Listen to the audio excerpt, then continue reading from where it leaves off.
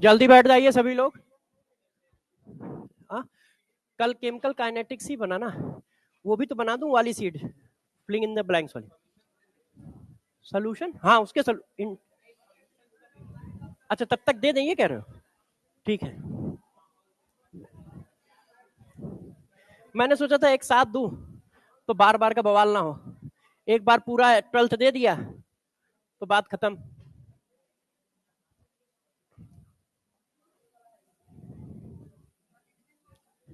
आज टाइमिंग में कुछ इधर उधर हुआ है क्या?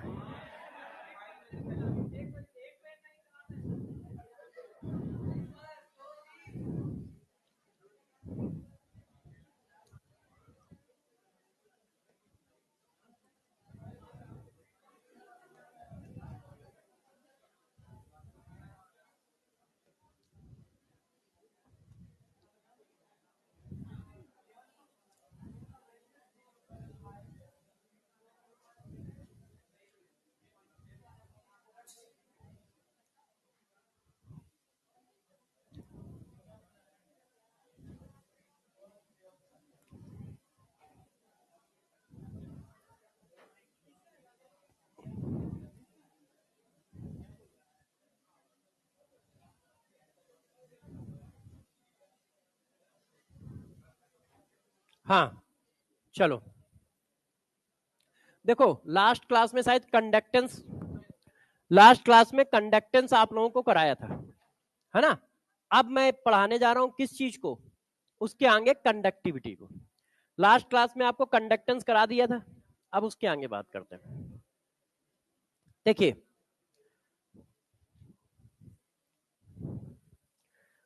तो कंडक्टेंस क्या बताया था मैंने कंडक्टेंस के बारे में इतनी बात बताई थी कि जो हमारा सोल्यूशन है, इलेक्ट्रोलाइट सोल्यूशन, इलेक्ट्रोलाइट सोल्यूशन में rate of flow of charge को कंडक्टेंस कहते हैं। क्या बताया था? इलेक्ट्रोलाइट सोल्यूशन में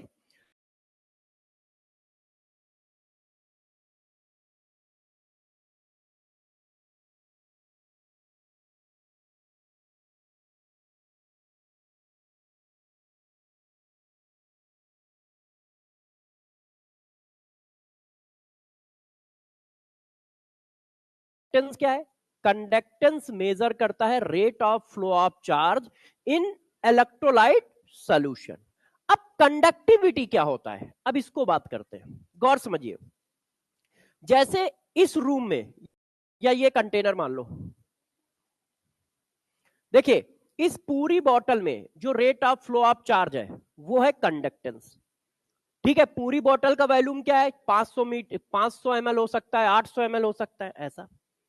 तो 800 ml सोल्यूशन में जो rate of flow of charge है वो क्या है? कंडक्टेंस। लास्ट क्लास में यही पढ़ाया था। अच्छा, पर सेंटीमीटर क्यूब वॉल्यूम या 1 ml में जो rate of flow of charge है वो होता है कंडक्टिविटी। पूरे सोल्यूशन में जो rate of flow of charge है उसको हम कहते हैं कंडक्टेंस।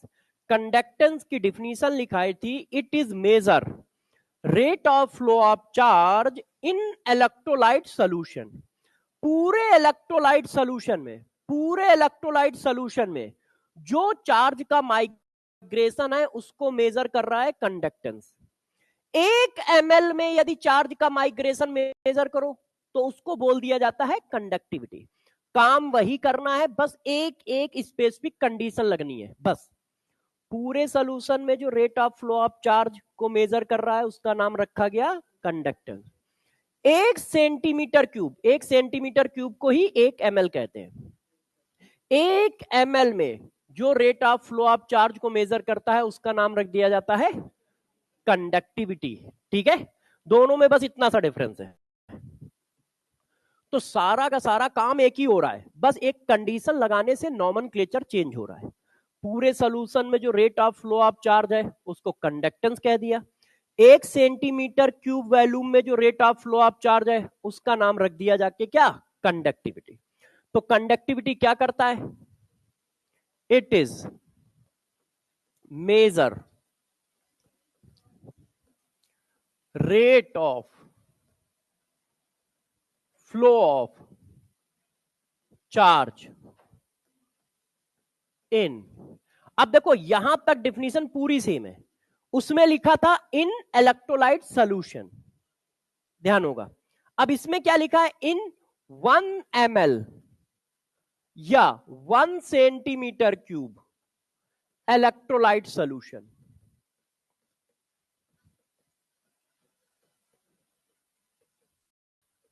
ये देखो इतना सा डिफरेंस है, पूरे सोल्यूशन में जो rate of flow of charge है कंडक्टेंस, 1 सेंटीमीटर क्यूब वॉल्यूम पे जो rate of flow of charge है उसका नाम क्या रखोगे, कंडक्टिविटी। इतना सा डिफरेंस है दोनों में।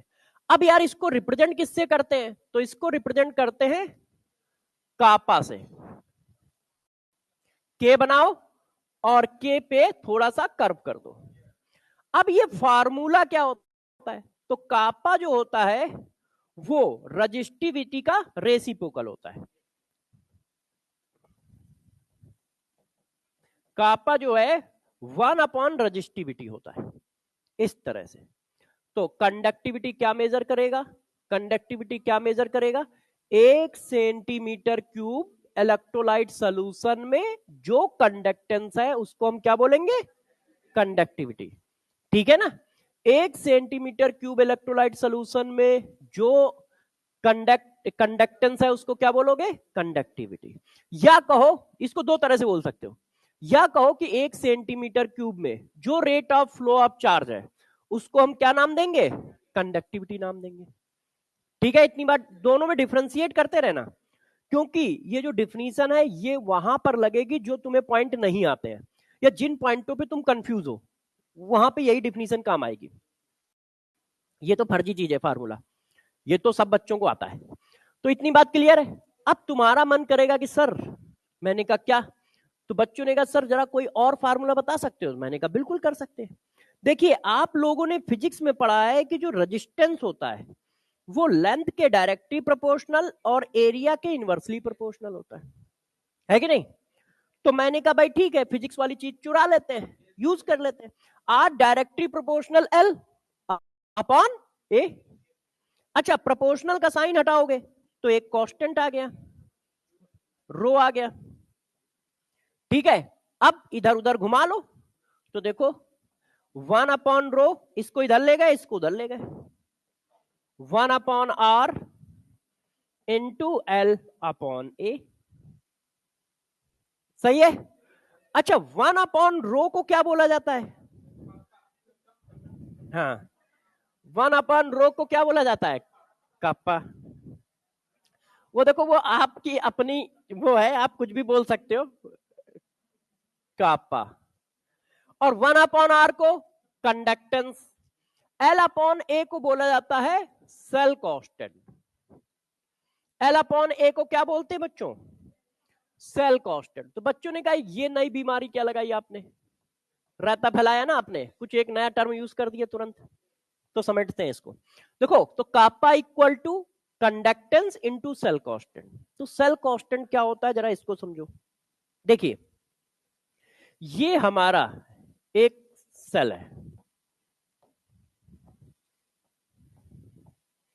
इसमें यार 2 रॉड पड़ी है, एक रॉड ये हो गई, एक रॉड ये हो गई। ठीक है, अब देखो एल क्या होता है, 2 रॉड के बीच की डिस्टेंस, 2 रॉड के बीच की डिस्टेंस को एल कहते हैं। ठीक, ए क्या होता है, cross section area of rod, मतलब एनोड और cathode, cross section area of rod, ये ए है भाई। L/A सेल कांस्टेंट है, तो ये L किस चीज का है, वहां तो आप क्या कहते हो, वहां कहते हो लेंथ ऑफ वायर, यहां तो वायर है ही नहीं। तो यहां फिर ये L क्या रिप्रेजेंट कर रहा है, ये तो भाई हम फिजिक्स से चुरा लाए कि भाई ठीक है R टू L/A। तो फिजिक्स से आपने रिलेशन चुरा लिया है, मगर इंस्ट्रूमेंट तो तुम्हारा अलग है, उनका अलग है, उनका वायर है, हमारा ये देखो है कि नहीं। वो वायर में खेल रहे हैं, हम बम बना रहे हैं बैठ के। सेल तो बम ही है, पूरा रॉकेट ऊपर चला जाता है इसी सेल से। हाँ तो जरा देखना, बस यहीं तक आवाज रहे, नहीं तो पता चला कोई मारे मुझे पकड़ के पुलिस वाले। देखिए आर डायरेक्टली प्रोपोर्शनल L/A। तो ये L वहां लेंथ ऑफ वायर है, यहां क्या है, तो यहां क्या है, डिस्टेंस बिटवीन 2 इलेक्ट्रोड, 2 इलेक्ट्रोड के बीच की डिस्टेंस। वहां वायर का क्रॉस सेक्शन एरिया है, तो यहां पर रॉड का क्रॉस सेक्शन एरिया है ए, ठीक है, इलेक्ट्रोड। तो सेल कांस्टेंट की वैल्यू आई एल अपॉन ए। तो बच्चों ने कहा ठीक है सर यार, ये तो एक कांस्टेंट होता है, इसमें आप क्यों परेशान हो रहे हो। तो मैंने कहा देखो परेशानी की बात क्या है, गौर सुनना, ठीक है, ध्यान देना, क्योंकि ये बात क्वेश्चन में यूज होगी। अच्छा ये बताओ, अभी मान लो इसमें NaCl भरा है, ठीक है, अभी इसमें क्या भरा है, NaCl। अब मैंने NaCl निकाला और उसकी जगह लाके KCl भर दिया, तो क्या L में कोई चेंज आएगा, बताओ भाई सब लोग, क्या A में कोई चेंज आएगा। इसका मतलब L अपॉन A हमेशा कांस्टेंट रहेगा। कब तक चेंज नहीं होगा, जब तक सेल ना चेंज हो। जब आप सेल का स्ट्रक्चर चेंज कर दोगे तो चेंज हो जाएगा। जैसे आप इस रूम में बैठे हो, तो चाहे यार अभी बैठो, चाहे केमिस्ट्री की क्लास में, चाहे फिजिक्स की क्लास में, चाहे बायोलॉजी की क्लास में, area, length, distance between two pillar, ये सब सेम ही है ना। ये कब चेंज होगा, जब आप रूम चेंज कर दो, तब डायमेंशन चेंज होंगी। तो ध्यान रखना, क्वेश्चन में वो सोल्यूशन चेंज कर रहा है, तो हम L अपॉन ए नहीं चेंज करेंगे। क्यों नहीं चेंज करेंगे, क्योंकि L डिस्टेंस बिटवीन रॉड है, वो चेंज हो नहीं रही है, वही रॉड है तो चेंज हो नहीं रही है। तो सेल कांस्टेंट की वैल्यू कांस्टेंट क्यों होती है, उसके पीछे का रीजन समझ रहे हो। और हमें क्वेश्चन में भी देखना पड़ेगा, क्योंकि आपके PYQ में एक क्वेश्चन है, ठीक है, KCl में डाला है, फिर उसको NaCl में डाला है। तो बच्चों को कभी कभी कंफ्यूजन आ जाता है कि यार सोल्यूशन चेंज हुआ तो L अपॉन ए भी चेंज होगा क्या, तो L अपॉन ए नहीं चेंज होगा। क्यों, L क्या है, A क्या है, समझ लो। अब कुछ भी निकालते रहो, डालते रहो, या क्या फर्क पड़ता है। आपकी बोतल है, आप इसमें पानी रखो या चाय रखो यार, ठीक है, या आप अभी गर्मी आ जाएगी तो जूस वूस रखो, कोई फर्क पड़ता है क्या, इसके डायमेंशन में कोई चेंज आ रहा है, नहीं। तो इसका मतलब ये बात हम यहां लिख सकते हैं, जैसे हमें ध्यान है कि cell constant only depend upon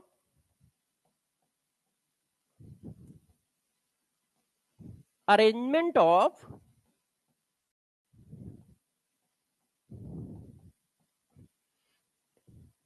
electrode या अरेंजमेंट ऑफ सेल,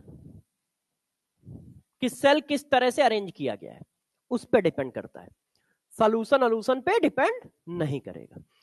यहां तक सब सही चल रहा है, कोई बुरा उरा तो नहीं मानना है। कापा इक्वल टू क्या आया, C into cell constant. Cell constant की वैल्यू ये है, और ये होता है सेल कांस्टेंट, और उसमें ये बात हमें ध्यान रखनी है। बच्चों ने कहा ठीक है सर, आप कह रहे हो तो मान लेते हैं। अब बच्चों ने कहा सर इसकी यूनिट क्या होगी, तो चलो यूनिट निकालते हैं। तो यूनिट ऑफ कापा,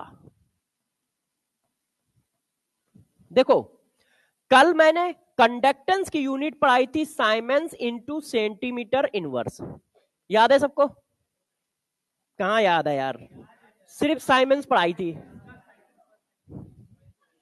मैंने कहा कंडक्टेंस की यूनिट पढ़ाई थी साइमेंस इंटू सेंटीमीटर, इसलिए मैंने 2 बार पूछा, क्योंकि मैं बोल गया था तो मैं समझ गया कि मैं गलत बोल गया हूं, तो मैंने कहा एक बार पूछ लेता हूं कि बच्चे कर क्या रहे हैं। सब पार्क में बैठे हैं आराम से, यहाँ कोई बैठे ही नहीं है, यहाँ अकेले हम ही चल रहे हैं, सब पार्क में क्या मजा आ रही है। और यहाँ सर सही है चले लो।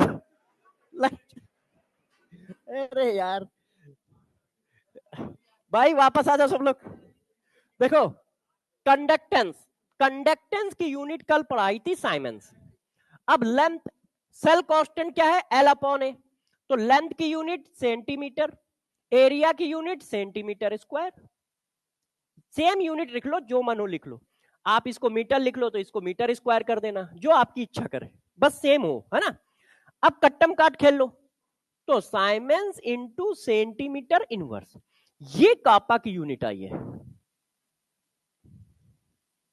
ये देखो, क्लियर है सबको। तो अब जरा देखो, हम लोगों ने जो डिफिनीशन की इसको थोड़ा समझ लेते हैं फिर से।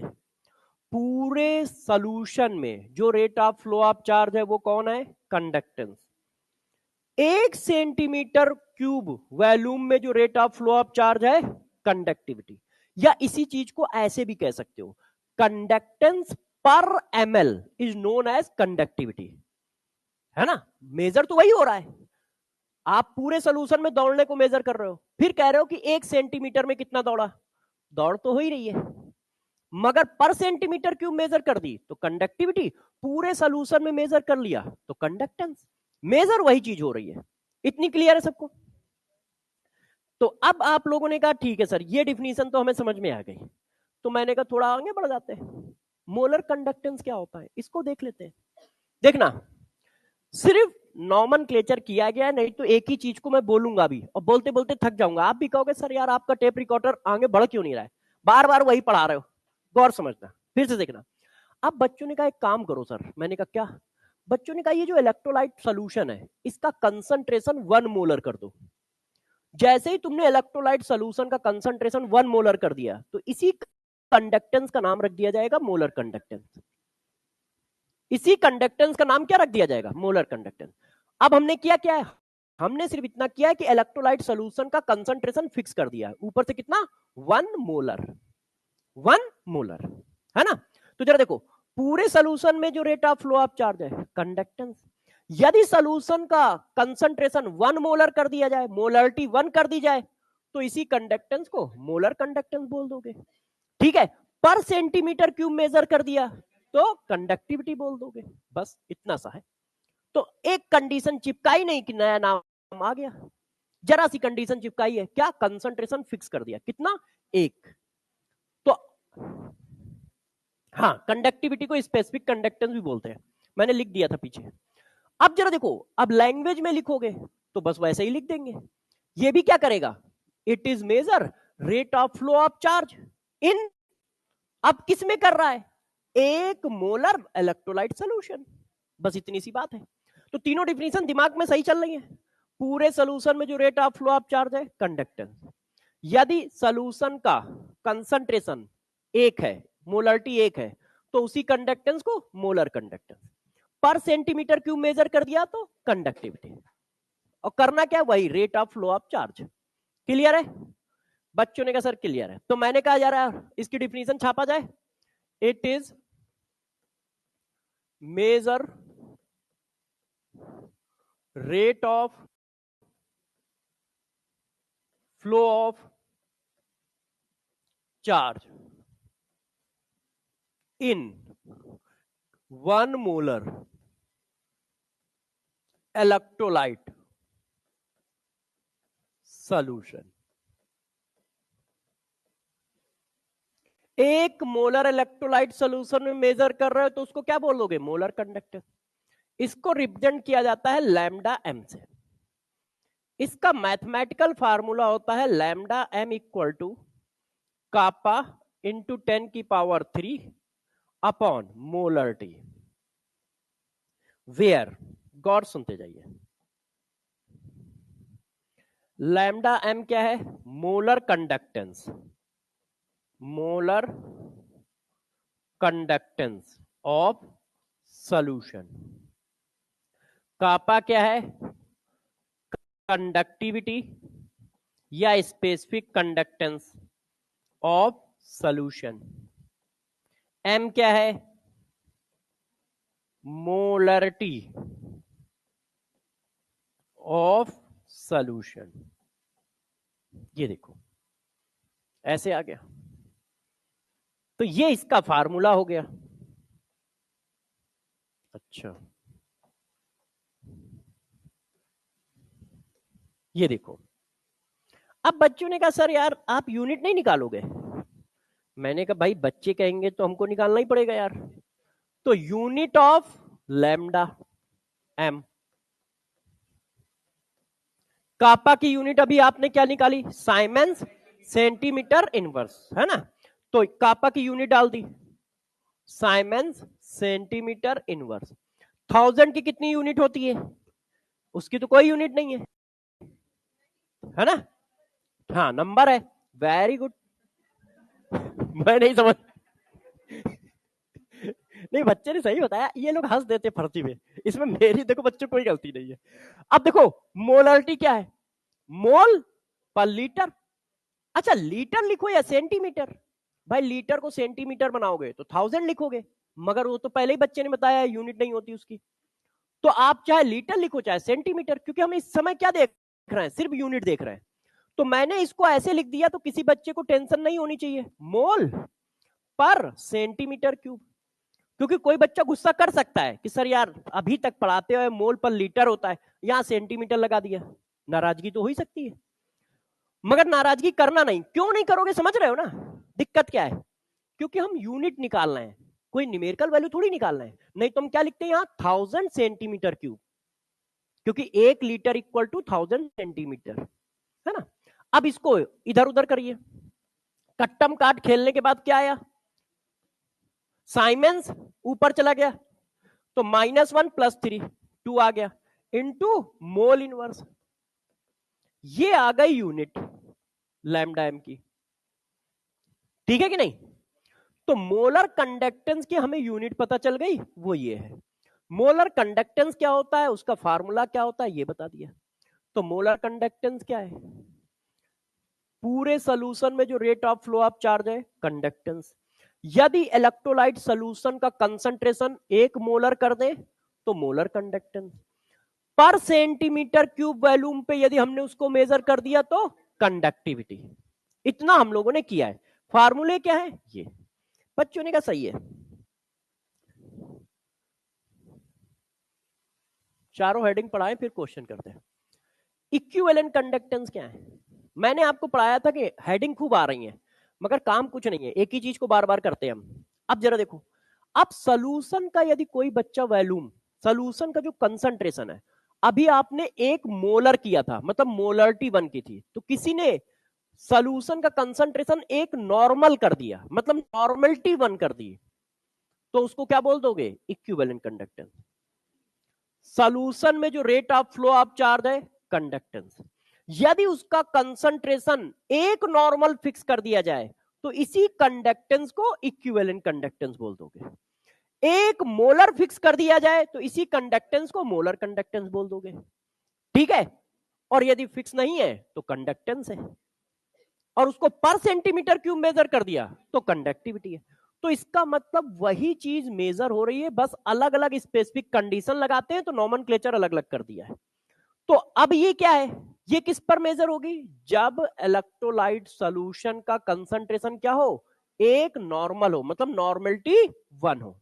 तो हम लोगों ने छाप दिया क्या, it is major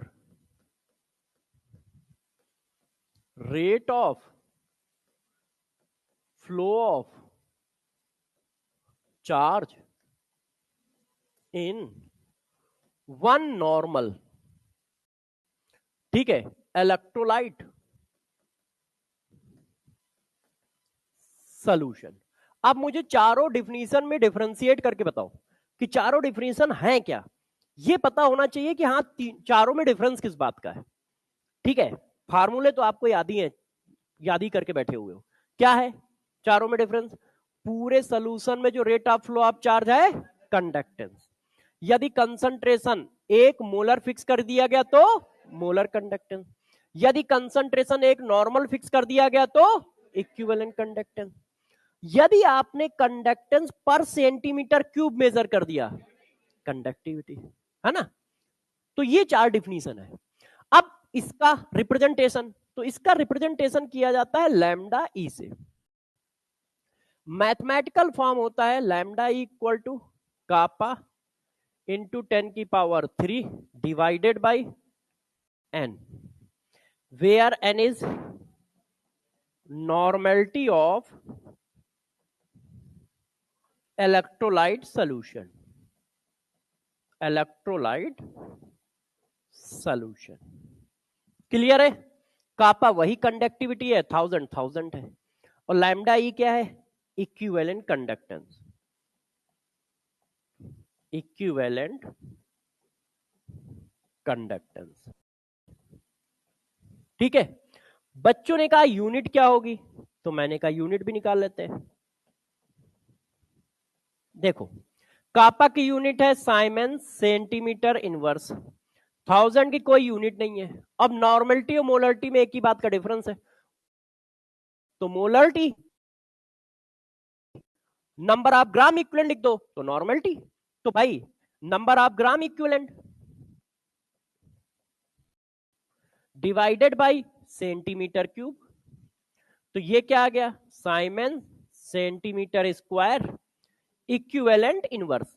number of gram equivalent को इक्विवेलेंट भी कहते हैं, लास्ट क्लास में पढ़ाया है, क्वेश्चन भी दिया था एक, ठीक है, क्लियर है। तो siemens centimetre square mole inverse तो molar conductance, siemens centimetre square equivalent inverse equivalent conductance. हाँ बेटा पूछो।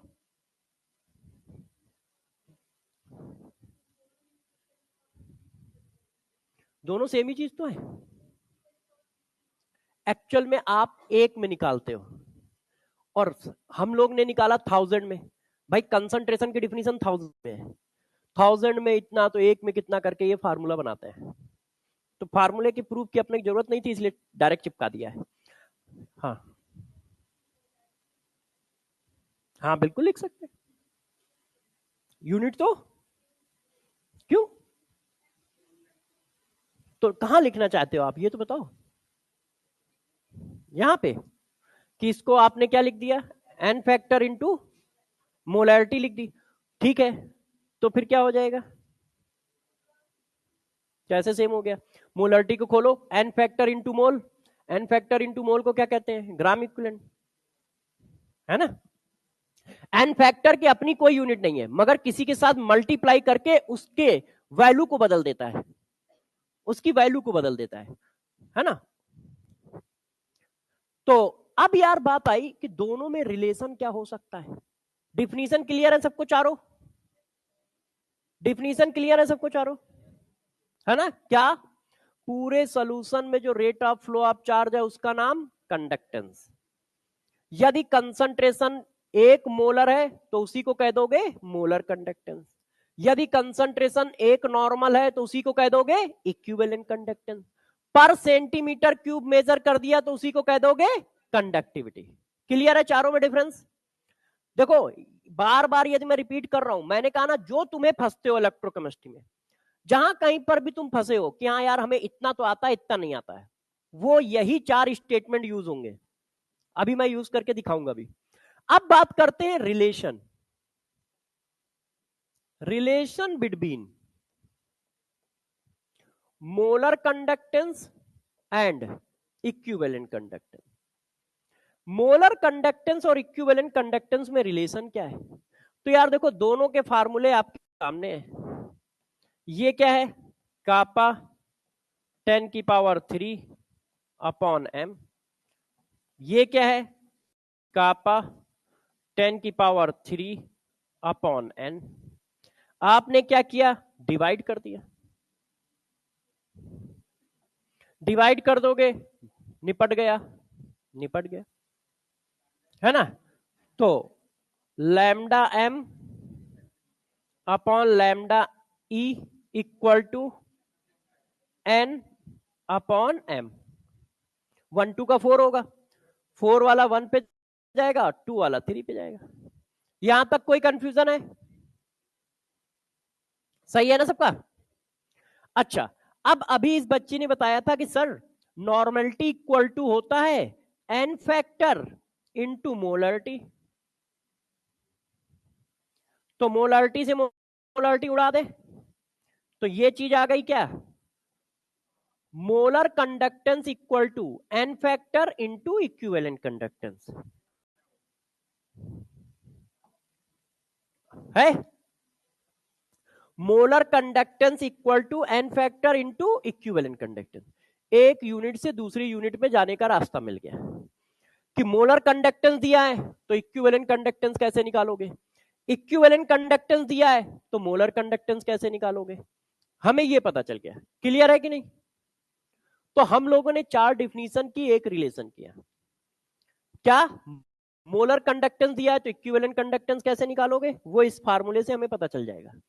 तो हमने क्या पढ़ाया, पूरे सॉल्यूशन में जो rate of flow of charge है वो कंडक्टेंस है। यदि सॉल्यूशन का कंसंट्रेशन 1 मोलर है तो वो मोलर कंडक्टेंस बोल दिया जाएगा, यदि सॉल्यूशन का कंसंट्रेशन फिक्स कर दिया गया है 1 नॉर्मल तो वो इक्विवेलेंट कंडक्टेंस बोल दिया जाएगा। यदि कंडक्टेंस पर सेंटीमीटर क्यूब मेजर कर दिया गया तो कंडक्टिविटी बोल दिया जाएगा। फार्मूले सबके ये लिखे, यूनिट सबकी ये लिखी है। बच्चों ने कहा सर यार आप चीटिंग नहीं कर रहे हो आज, कि 3 हेडिंग पढ़ा दी, एक भी क्वेश्चन नहीं कराया, है ना? तो ऐसा थोड़ी कि हम पकड़ नहीं पा रहे हैं, आप चीटिंग करते चले जा रहे हो। तो मैंने कहा यार बच्चे कह रहे हैं तो भाई क्वेश्चन देना ही पड़ेगा। बताओ भाई, इस क्वेश्चन का सोल्यूशन निकालते हैं। करिए आप लोग जरा, थोड़ा सा पढ़िए तब तक। क्या निकालना है, क्या क्या दिया है?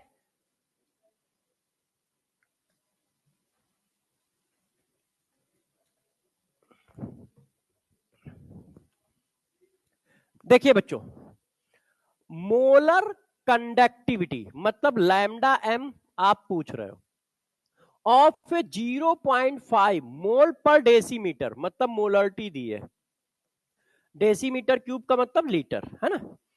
Solution of AgNO3 with electrolytic conductivity मतलब कापा दिया है,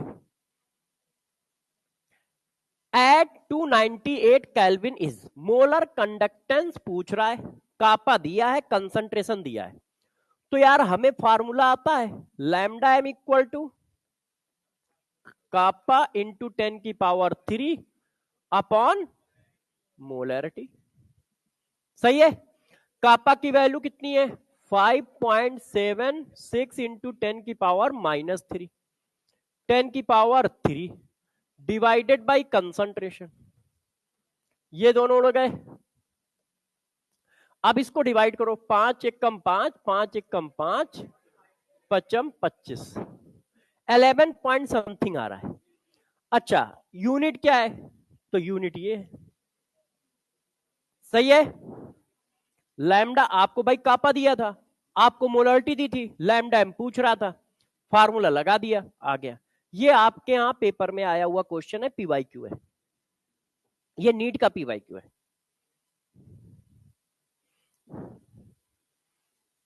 ये भी आपका पीवाईक्यू है, इसको पढ़ते हैं। The specific conductance, specific conductance मतलब कंडक्टिविटी। मान लो कभी आप नाम से ना पकड़ पाया करो तो यूनिट से चेक कर लिया करो। Specific conductance of 0.1 n, n मतलब नॉर्मेलिटी दी है, KCl solution at 23 degree centigrade is इतना। अब देखो ओम इनवर्स सेंटीमीटर इनवर्स, इसका मतलब ये किसकी है? कापा की यूनिट है। और वैसे उसने बोल भी दिया है कि ये स्पेसिफिक कंडक्टेंस है। The resistance of the cell containing the solution at the same temperature was found to be, R की वैल्यू दी है, आर दिया है, इसका मतलब सी दिया है, सी इक्वल टू 1/r, आर दिया है मतलब सी दिया है। द सेल कांस्टेंट इज, हमें नॉर्मेलिटी दी है, हमें कापा दिया है, हमें सी दिया है। तो यार कापा और सी दिया है तो हमें नॉर्मेलिटी का यूज ही नहीं लगेगा, क्योंकि हमारा फार्मूला है kappa equal to C into cell constant. Kappa आपने दे दिया, सी आपने दे दिया, सेल कांस्टेंट आप पूछ रहे हो, तो नॉर्मेलिटी का कोई काम आएगा नहीं। वो क्या है, ऐसे ही दे दी गई है, चलो कुछ चीजें आपको एक्स्ट्रा दे देते हैं, है ना? तो हमने लगा दिया कापा इक्वल टू, कापा की वैल्यू 0.012, अब सी की जगह 1/r, 1/r, आर की वैल्यू 55, L/A अपने को चाहिए, तो अब आप मल्टीप्लाई करो, तो 12 पंच 60 और 60 और 6, ठीक है, तो 0.66, बी ऑप्शन हो गया। क्लियर है? कर लोगे? कर लोगे? देखो 2 क्वेश्चन हमने किए, तो इसका मतलब एक क्वेश्चन आपको भी करना चाहिए। अब तुम करो, अब करो तुम, मैंने अपने हिस्से के 2 कर दिए, ये तुम्हारा करना है। देखिए 5.0 मिली मोल पर डेसीमीटर क्यूब, मतलब क्या दिया है, मोलैरिटी दी है, बस मिली मोल दिया है, तो उससे कोई फर्क नहीं पड़ता। Aqueous solution of KCl of has a conductance of 0.55 मिलीसाइमेंस, सी दिया है। when measured in a cell constant L upon A दिया है। the molar conductivity of this solution is millisiemens, ठीक है, metre square mole inverse, round off the nearest integer.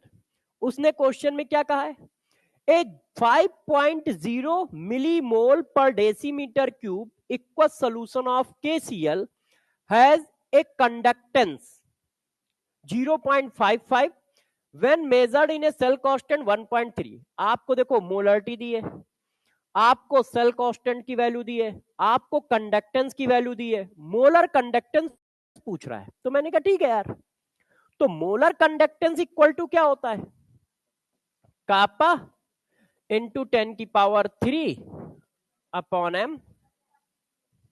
तो भाई देखो हमें 10⁻³ आता है, कंसंट्रेशन भाई ने दे रखा है, कहीं से कापा का जुगाड़ हो जाए, खेल खत्म है। अब कापा का जुगाड़ करने के हमारे पास दो फार्मूले हैं, या तो हम ये लगा दें या फिर हम ये लगा दें। भाई कापा जुगाड़ करने के दो ही फार्मूले ना, या तो 1 अपॉन रेजिस्टिविटी, रेजिस्टिविटी की कहीं बात ही नहीं कर रहा है, या फिर C into L upon A, मतलब conductance into cell constant. Conductance दिया है, सेल कांस्टेंट दिया है, तो कापा जुगड़ गया, बस वहां डाल देंगे। तो C की वैल्यू बताना जरा, कंडक्टेंस 0.55, L सेल कांस्टेंट की वैल्यू 1.3, इसको यहां ला के डाल दीजिए, 0.55 1.3। अब आप लोग थोड़ा सा मेहनत करके 143 देख लीजिएगा, आप लोग यूनिट सही बताइएगा, डिजिट सही बताइएगा। तो हम लोग यहां क्या लिख देंगे, 143 सेंटीमीटर लिखो या मीटर लिखो, बात तो वही है ना। तो बात समझ पाए क्या किया हम लोगों ने, क्लियर है। तो यहां पे क्या हुआ, यहां पे क्वेश्चन थोड़ा बढ़ा, उसने क्या किया, डायरेक्ट फार्मूला बेस्ड क्वेश्चन नहीं दिया, उसने दो फार्मूले यूज करा है। जैसे अभी दोनों क्वेश्चन में डायरेक्ट फार्मूला था, वो आ रहा था, अब तुमको फंसा कहां सकता है, इसलिए मैंने ये क्वेश्चन उसके बाद रखा। वो आपके सिलेबस के थे, मगर मान लो डायरेक्ट फार्मूला वाला क्वेश्चन ना देना चाहे तो वो किस तरह का क्वेश्चन बना सकता है, वो मैंने आपको एक करके दिखाया कि हो सकता है कि डायरेक्ट फार्मूले में एक वैल्यू को वो छुपा ले जाए और उस वैल्यू को निकालने के लिए दूसरा फार्मूला आपको यूज करना पड़े, ठीक है। तो इस तरह का क्वेश्चन भी आपके सिलेबस में आ सकता है। बात समझ पाए कैसे किया, क्लियर है। तो हम लोगों ने क्या बताया, पूरे सोल्यूशन में जो rate of flow of charge है कंडक्टेंस, यदि कंसंट्रेशन 1 मोलर है तो मोलर कंडक्टेंस बोल देंगे, यदि कंसंट्रेशन 1 नॉर्मल है तो उसको इक्विवेलेंट कंडक्टेंस बोल देंगे, और पर सेंटीमीटर क्यूब मेजर कर दिया कंडक्टिविटी, है ना। बजट कैलकुलेट कर रहे हो, बजट कैलकुलेट कर रहे हो, अच्छा मुझे लगा कि यार आज तुम्हारा फायदा हो रहा है 5-6 मिनट का, तो हम लोगों को पार्टी दोगे। हाँ अच्छा, उस चीज का बजट कैलकुलेट कर रहा है, अच्छा मैं ही कंफ्यूज हो गया इसके लिए। एक तो मेरा दिमाग इतना कम चलता है कि मैं आप लोगों की पकड़ ही नहीं पाता हूँ, इसकी वजह से मुझे डीमोटिवेशन आ रहा है लगातार, है ना। ये देखो इफेक्ट ऑफ डाइल्यूशन, हाँ हाँ बेटे एक मिनट रुक जाओ, हाँ अच्छा हाँ, ये सेंटीमीटर में, ठीक है। तो जब आप इसको चेंज करोगे तो फिर आपको यहां पर भी चेंज करना पड़ेगा, ये साइमेंस में और ये डेसीमीटर में, हाँ चेंज करना पड़ेगा। अच्छा मिली है, ये भी मिली है, ठीक है। अच्छा यहां पे थोड़ा सा रुक जाओ, 1 मिनट रुक जाइए, ये सेंटीमीटर ही आएगा, इसको यहां कर लो सी लगा लो, है ना, वहां मिस्टेक होगी, क्योंकि जब इसको कन्वर्ट करोगे दो रास्ते हैं, एक इसको कन्वर्ट करो, ठीक है, या फिर मान लो यदि ये सही लिखा है तो फिर उसको कन्वर्ट कर लेना, और नहीं तो फिर इसको सी कर देना, ठीक है। अब दोनों में कौन सी मिस्टेक है क्वेश्चन में पता नहीं है, मगर कॉन्सेप्ट यही चलना है, ठीक है, कॉन्सेप्ट में कोई चेंजेस नहीं है। अब देखो बच्चों ने कहा यार सर ठीक है, अभी ये कंडक्टेंस ही चल रहा है, हम उस हेडिंग से हटे नहीं है, अभी डिफिनीशन खत्म हुई है। बच्चों ने कहा सर ये बताओ, यदि पानी मिला दें तो आपके कंडक्टेंस में कोई इंपैक्ट आएगा, है कि नहीं, यदि पानी आनी मिला दिया जाए तो क्या कोई रहता फैलेगा, तो मैंने कहा हाँ पक्का।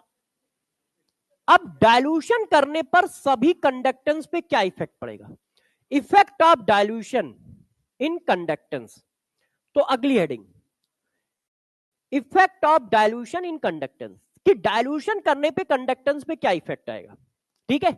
अब सब लोग बोर्ड पे नजर रखें, इस पर थ्योरेटिकल क्वेश्चन बहुत सारे बनते हैं, स्टेटमेंट टाइप के, न्यूमेरिकल भी बनेंगे मगर थ्योरेटिकल भी बनेंगे।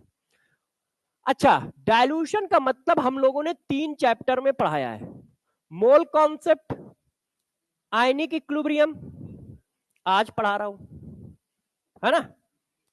तो डाइल्यूशन का मतलब क्या होता है, addition, only addition of solvent, और सॉल्वेंट का मतलब वाटर, हमारे पास तो वही है, मतलब सिर्फ पानी मिलाना है, क्लियर है, यहां तक कोई कंफ्यूजन, क्लियर है।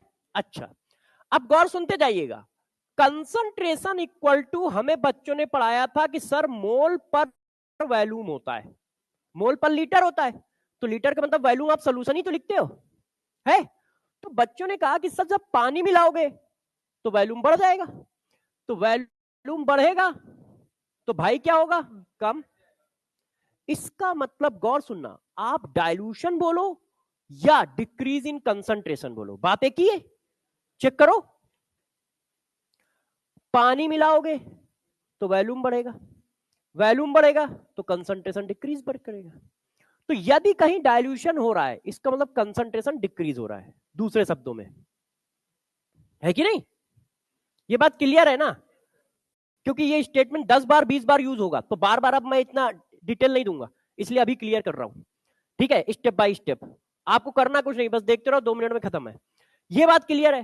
पानी मिलाएंगे, पानी मिलाओगे तो कंसंट्रेशन कम हो जाएगा, है कि नहीं, क्यों, क्योंकि इनवर्सली प्रोपोर्शनल का रिलेशन है। इसका मतलब डाइल्यूशन करने से क्या होता है, डिक्रीज इन कंसंट्रेशन, डाइल्यूशन बोलो या डिक्रीज इन कंसंट्रेशन बोलो, बात एक ही है, सही है कि नहीं, ठीक है। अच्छा, आपने कहा यहां तक सर आप सही पढ़ा रहे हो, तो मैंने कहा ठीक है, और आगे बढ़ जाते हैं, ठीक है। अच्छा बताओ, मैं ऐसा लिख रहा हूं, अब इसको समझिएगा, आपने कहा कंसंट्रेशन डिक्रीज करेगा तो अल्फा बढ़ जाएगा, इसका मतलब डाइल्यूशन करने से डिग्री ऑफ डिसोसिएशन बढ़ेगा, मतलब हमने पानी डाला तो क्या क्या हो रहा है मैं बताता जा रहा हूं, पानी डाला तो कंसंट्रेशन कम हो गया, पानी डाला तो डिग्री ऑफ डिसोसिएशन बढ़ गया, ये देखो है, ये कम होगा, अभी ऊपर लिख के आए हो, तो ये बढ़ेगा, इसका मतलब डिग्री ऑफ डिसोसिएशन इंक्रीजेस, सही लिख रहा हूं, जहां गलत हो तुरंत बता देना, ठीक है, आज पढ़ के आया नहीं हूं। तो देखो डाइल्यूशन का मतलब पानी मिलाना, पानी मिलाया है तो कंसंट्रेशन कम, कंसंट्रेशन कम होगा अल्फा बढ़ेगा, क्लियर है। तो यदि हमसे कोई कहता है कि मैंने डाइल्यूशन किया है, इसका मतलब वो इतनी बातें एक साथ बोल रहा है, बस वो पर्दे के पीछे है, आपको समझ में नहीं आ रही, आपको अच्छा पानी मिलाया है, नहीं, पानी मिलाया मतलब कंसंट्रेशन कम हो गया, मतलब डिग्री ऑफ डिसोसिएशन बढ़ गया, है कि नहीं, ये देखो, इतनी बात क्लियर है, बस खेल खत्म है, हमें इतना ही पढ़ाना था इस हेडिंग में, इस हेडिंग में बस इतना ही पढ़ाना था।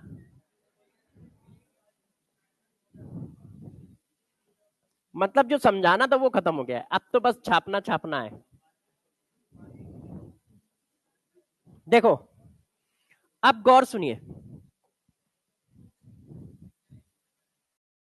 हाँ हाँ लिखोगे आराम से, जब आप कहोगे तभी पेज पलटूंगा।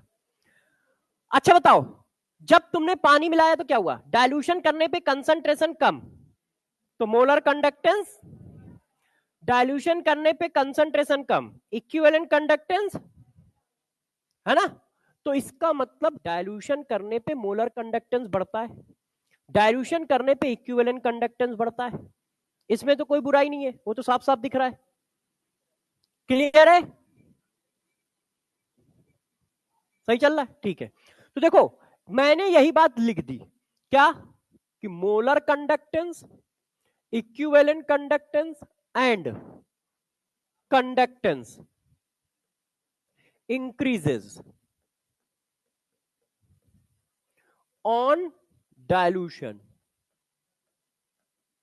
या फिर डाइल्यूशन का मतलब क्या है? डिक्रीज इन कंसंट्रेशन, वो तुम्हें घुमाएगा भी ना।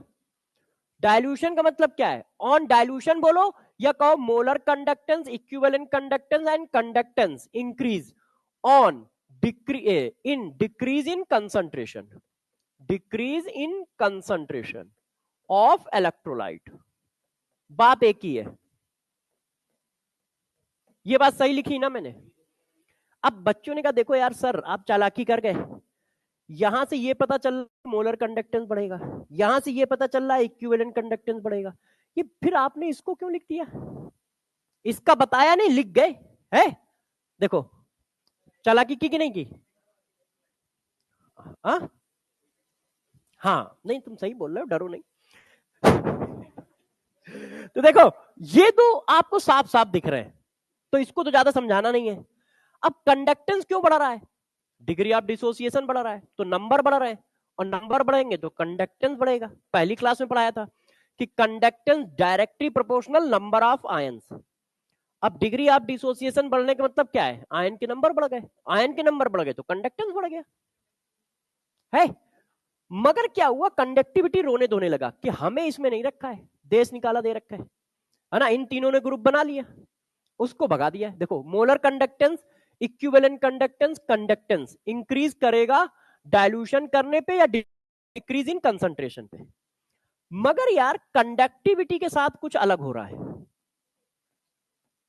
कंडक्टिविटी ठीक है डिक्रीजेस ऑन डाइल्यूशन या फिर decrease in concentration of electrolyte. पहले ये बताओ ये सब समझ पा रहे हो? अब ये इसका रीजन नहीं बताया तो इसको मत समझो, अभी इसको अभी लिखा है, अभी ये नहीं बताया कैसे। ऊपर वाला सेट है 3। अब जरा देखो इसको समझाता हूं, गौर से सुनिएगा। आपको मैंने डिफिनीशन पढ़ाई थी, मैंने कहा था जहां तुम नहीं समझ पाना समझ लेना डिफिनीशन यूज हुई, जहां तुम ना समझ पाओ, जिस स्टेटमेंट को ना समझ पाओ, जो क्वेश्चन तुम्हें टफ लगे समझ जाना डिफिनीशन आ गई। जैसे ये हजम नहीं हुआ, इसका मतलब डिफिनीशन आ गई। अब जरा गौर समझो, आपने कंडक्टिविटी की डिफिनीशन बताई थी, पर सेंटीमीटर क्यूब जितना कंडक्टेंस है वो कंडक्टिविटी है, यही तो बताया था। तो अब चलो चेक कर लेते हैं कि क्या हो रहा है। देखिए ये हमारा कंटेनर है, ये भी कंटेनर है, अपना ही है, बोर्ड अपना है तो कंटेनर भी अपना ही है यार, दोनों अपने कंटेनर है। इसमें हमने इतना सोल्यूशन भर रखा है, तो इसमें आयन क्या है? 1 2 3 4, बस ये देखो आयन है। अब तुमने क्या किया, पानी मिलाना शुरू किया, पानी मिला के आपने वॉल्यूम इतना सारा बढ़ा लिया,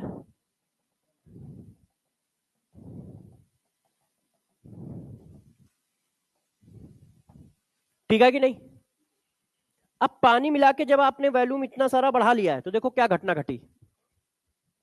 आपने इधर पढ़ा दिया था कि पानी मिलाओगे तो डिग्री ऑफ डिसोसिएशन बढ़ेगा, आयन बढ़ेंगे, इधर 4 थे, इसका मतलब ज्यादा आयन आएंगे। मैंने कहा भाई बच्चों की बात है और बच्चे कह रहे हैं तो सही कह रहे होंगे, ज्यादा आयन आएंगे, तो मैंने ज्यादा आयन बना भी दिए। ये देखो आप देख लो, कम बनाए हो तो बताइएगा। खूब सारे बना दिए, ठीक। तो पानी मिलाने से नंबर ऑफ आयन बढ़ गए, पानी मिलाने से मोलर कंडक्टेंस, इक्विवेलेंट कंडक्टेंस और कंडक्टेंस बढ़ गया। क्यों? क्योंकि वो पूरे सोल्यूशन में मेजर होता है, और पूरे सोल्यूशन में आयन बढ़ गए, देख लो। अच्छा, अब पर सेंटीमीटर क्यूब भाई मेजर होता है, तो पर सेंटीमीटर क्यूब आप निकालो। 1 सेंटीमीटर एरिया मान लो इतना है, इतना एरिया 1 सेंटीमीटर का है, ठीक है। अब वही एरिया वहां पे चिपकाते हैं चल के, इसको कॉपी करते हैं। जैसे ये ना हो कि एरिया चेंज कर दिया है, कहीं पर भी लगा दो जहां आपकी मर्जी लगे, ठीक है। यहां नहीं लग रहा है, चलो यहां लगा देते हैं। चलो यार आप कह रहे हो तो यहां लगा देते हैं। ये देखो, अब आप चेक करो, यहां पर सेंटीमीटर क्यूब आयन कितने? 2। वहां चेक करो, 1। पर सेंटीमीटर क्यूब आयन घट जाते हैं, टोटल आयन बढ़ गए, चेक करो, 4, 6। मगर वो टोटल को काउंट ही नहीं करता है, वो तो पर सेंटीमीटर क्यूब काउंट होता है। अब पर सेंटीमीटर क्यूब आयन घट गए तो कंडक्टेंस घट गए, है कि नहीं भाई? सब लोग एक ही चीज को मेजर कर रहे थे, मगर अलग अलग सिचुएशन पे। ये पूरे सोल्यूशन में थे, तो पूरे सोल्यूशन में आयन के नंबर बढ़े हैं, इसलिए तीनों चीजें बढ़ी हैं। कंडक्टेंस भी बढ़ा है, मोलर कंडक्टेंस भी बढ़ा है, इक्विवेलेंट कंडक्टेंस भी बढ़ा है। इसको तुम 1 सेंटीमीटर क्यूब में मेजर करते हो, 1 सेंटीमीटर क्यूब में आयन कम हो गए। क्यों कम हो गए? क्योंकि जब आप पानी मिलाते हो तो आयनों के बीच की डिस्टेंस भी बढ़ती है। ये देखो, आयनों के बीच की डिस्टेंस बढ़ती है, टोटल नंबर ऑफ आयन भी बढ़ेंगे मगर डिस्टेंस भी बढ़ेगी, जिसकी वजह से पर centimetre cube number of ion decrease हो जाते हैं। टोटल आयन इंक्रीज हुए हैं मगर पर centimetre cube number of ion decrease हो गए। तो रीजन क्या है? रीजन ये है कि नंबर ऑफ आयंस पर सेंटीमीटर क्यूब डिक्रीजेस, ठीक है। ये, और इसका एक बहुत सिंपल सा एग्जांपल देता हूं आपको, ठीक है। आप मम्मी पापा और भाई बहन एक ही कमरे में बैठे हो, 4 लोग हो ना, 2 आप भी हो ना, हाँ, मतलब 4 5 लोग हो गए। 4 5 लोग एक ही कमरे में बैठे हैं, डिस्टेंस कम है। अब एक तुम्हारा दोस्त भी आ गया, मगर सब लोग अलग अलग कमरे में चले गए, तो टोटल नंबर बढ़ गए, मगर पर सेंटीमीटर क्यूब डेंसिटी कम हो गई। क्यों? क्योंकि सब लोग अलग अलग चले गए। और यही है, आप पानी मिलाओगे तो वॉल्यूम बढ़ गया, वॉल्यूम बढ़ गया तो आयनों के बीच की डिस्टेंस बढ़ गई, आयनों के बीच की डिस्टेंस बढ़ गई तो पर सेंटीमीटर क्यूब आयन कम हो गए, और ये पर सेंटीमीटर क्यूब मेजर किया जाता है। तो ये बात हमें समझ में आई। पानी मारेंगे तो कौन कौन से कंडक्टेंस बढ़ेंगे? मोलर कंडक्टेंस, इक्विवेलेंट कंडक्टेंस और कंडक्टेंस, ये बढ़ेगा। क्यों? क्योंकि ये पूरे सोल्यूशन में मेजर होता है। और कंडक्टिविटी डिक्रीज करेगा। क्यों? क्योंकि वो पर सेंटीमीटर क्यूब मेजर होता है। क्लियर है? ये बातें क्लियर हो गई हैं? पक्का? सोच लो फिर। अब तुमने रोना धोना चालू किया कि सर ऐसा थोड़ी होता है, बातें क्लियर हुई है, क्वेश्चन थोड़ी क्लियर हुआ है। भाई क्वेश्चन भी तो बताओगे तब तो पता चलेगा क्लियर हुआ है कि नहीं हुआ है कि नहीं? एक तो आदत बहुत खराब है, तुरंत फैल जाते हो, रोने लगते हो। ठीक, ये लो, बताओ, करो।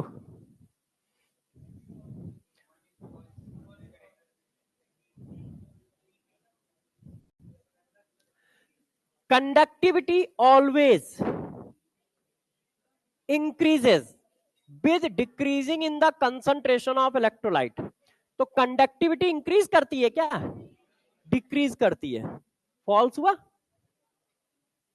भाई। कंडक्टिविटी डिक्रीज इन कंसंट्रेशन का मतलब डायल्यूशन होता है, अभी पढ़ाया है कि वो घुमाएगा। डिक्रीज इन कंसंट्रेशन, उसने डायल्यूशन नहीं लिखा, उसने दूसरी लैंग्वेज यूज की, डिक्रीज इन कंसंट्रेशन। और डिक्रीज इन कंसंट्रेशन का मतलब डायल्यूशन। तो डायल्यूशन करने पे कंडक्टिविटी इंक्रीज थोड़ी करती है, डिक्रीज करती है, तो ये फॉल्स है। दूसरा वाला, molar conductivity always increases with decreasing in the concentration of electrolyte. ये ट्रू है या फॉल्स?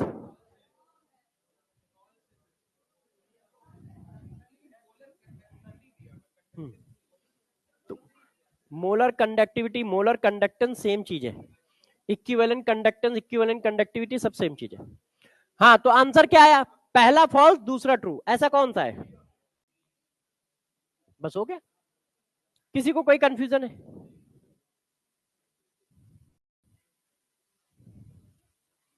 सही है, पूछ लो। टोपी वाले भैया, सही चल रहा है? दिक्कत तो नहीं है? तुम्हारा दोस्त कहाँ गया है? तुम्हारे बगल में कोई और बैठता था ना, चेंज कर दिया तुमने? अरे मत यार, मेरा कहने का मतलब था दोस्त चेंज कर लिया। ये यार हमें पढ़ाने नहीं देते हैं। अच्छा, ये नोट हो गया सबका? तो छाप लो। क्लियर? अच्छा, कॉन्सेप्ट समझ पा रहे हो ना? टफ चैप्टर है, हल्के में मत लेना। 4-5 चैप्टर का कॉन्सेप्ट लग रहा है इसमें। आयनिक इक्विलिब्रियम डिस्कस किया, मोल डिस्कस किया, ठीक है? समझ पा रहे हो? आगे बढ़ सकते हैं? बच्चों ने कहा सर आपने जो डाइल्यूशन पढ़ाया है वो स्पेसिफिक करके नहीं पढ़ाया है, आप जरा जरा देर में ना चालाकी करने लगते हो। आपने डाइल्यूशन पढ़ाया मगर पूरा जर्नल डाइल्यूशन पढ़ाया। स्ट्रॉन्ग इलेक्ट्रोलाइट पे कितना इफेक्ट पड़ेगा, वीक इलेक्ट्रोलाइट पे कितना पड़ेगा, ये तो बताया ही नहीं। आपने जर्नल टर्म बढ़ा दिया, बढ़ेगा, स्ट्रॉन्ग में ज्यादा बढ़ेगा या वीक में ज्यादा बढ़ेगा, ये तो बताया ही नहीं, है कि नहीं? अभी मैंने पीछे क्या पढ़ा था? कंडक्टेंस बढ़ेगा। किसी ने कहा स्ट्रॉन्ग में ज्यादा बढ़ेगा कि वीक में ज्यादा बढ़ेगा? है तो यार अब क्लासिफिकेशन कि स्ट्रॉन्ग इलेक्ट्रोलाइट होगा तो बढ़ेगा, ये हमें पता है, कौन सा घटेगा ये भी पता है, मगर ज्यादा वेरिएशन किस में आएगा? तो अब देखो स्ट्रॉन्ग इलेक्ट्रोलाइट की बात करते हैं। यदि हमारे पास स्ट्रॉन्ग इलेक्ट्रोलाइट था और आपने डाइल्यूशन कर दिया तो क्या आएगा? हमारे पास वीक इलेक्ट्रोलाइट था, आपने डाइल्यूशन कर दिया तो क्या आएगा? तो रिजल्ट हमें पता है, बढ़ेंगे। 3 बढ़ेंगे, मोलर, इक्विवेलेंट, कंडक्टेंस, ये 3 बढ़ेंगे और कंडक्टिविटी कम होगी, रिजल्ट पता है। मगर इंपैक्ट ज्यादा किस में आएगा? स्ट्रॉन्ग इलेक्ट्रोलाइट में या डाइल्यूट में? अब ये सीखते हैं, मतलब वीक में। देखिए अब और जल्दी होगा क्योंकि कॉन्सेप्ट फिक्स है, वही कॉन्सेप्ट है। अब स्ट्रॉन्ग इलेक्ट्रोलाइट की बात करते हैं। स्ट्रॉन्ग इलेक्ट्रोलाइट में आपने क्या किया? डाइल्यूशन। डाइल्यूशन का मतलब क्या है? पानी मिलाना। मैं प्रॉपर पूरा लिख दूंगा, है ना, शॉर्टकट कुछ नहीं, पूरा पूरा फिर से लिखूंगा, बस थोड़ा जल्दी। तो अब आपने क्या किया, इसका मतलब क्या होता है? Only addition of solvent. सही है? इसको मिलाने से कंसंट्रेशन भाई साहब पे क्या इफेक्ट पड़ेगा? डिक्रीज हो जाएगा। कंफ्यूजन तो नहीं है? सही है ना? यही वाली पीछे वाली बात लिख रहा हूं फिर से, और कुछ नया नहीं कर रहा।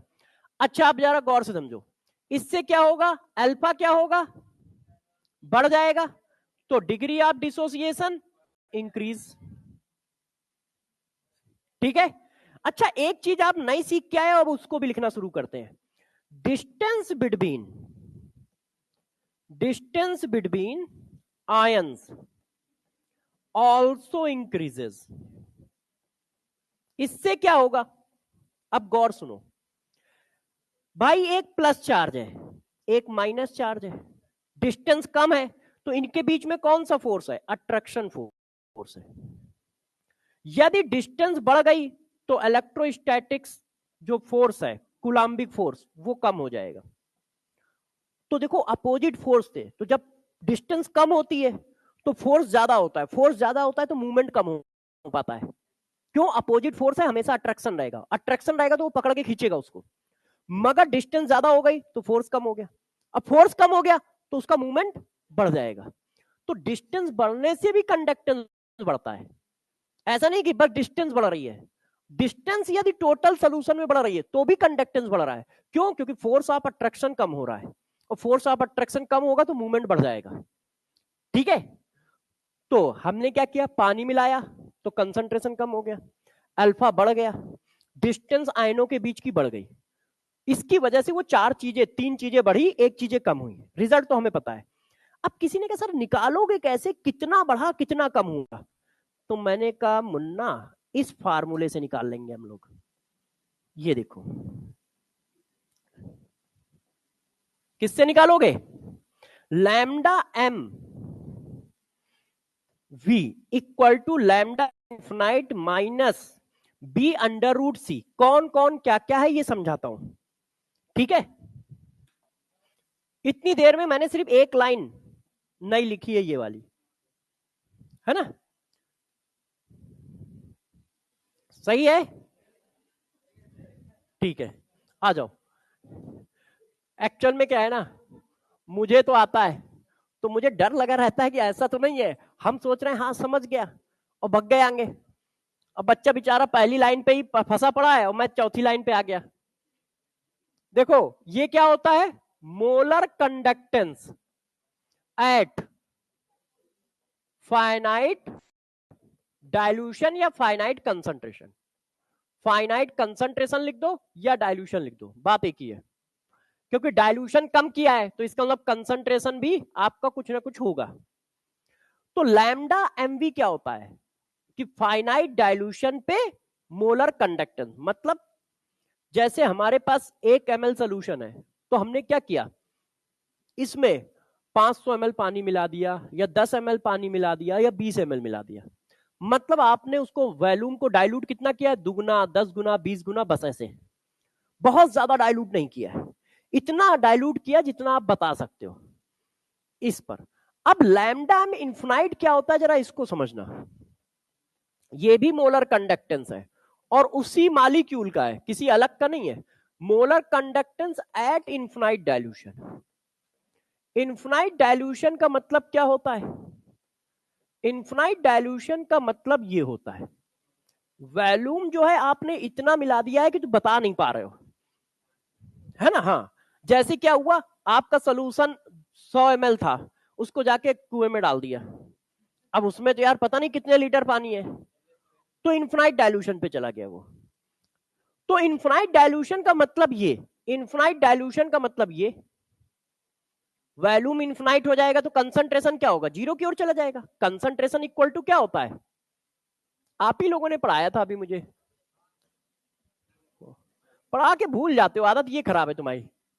ये इन्फिनाइट की ओर जाएगा तो ये जीरो की ओर जाएगा ना। तो मतलब इन्फिनाइट डाइल्यूशन पे कंसंट्रेशन बहुत बहुत बहुत कम हो जाता है, ना के बराबर हो जाता है।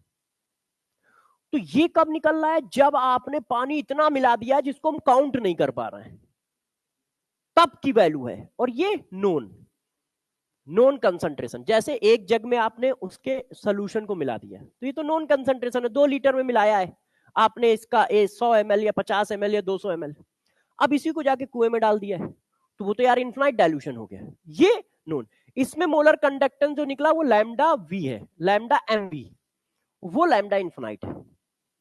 मतलब अब पानी के अमाउंट इतना ज्यादा है कि हम उसको काउंट ही नहीं कर रहे हैं या बता नहीं पा रहे हैं, दोनों में डिफरेंसेस। अच्छा, सी क्या है, सी है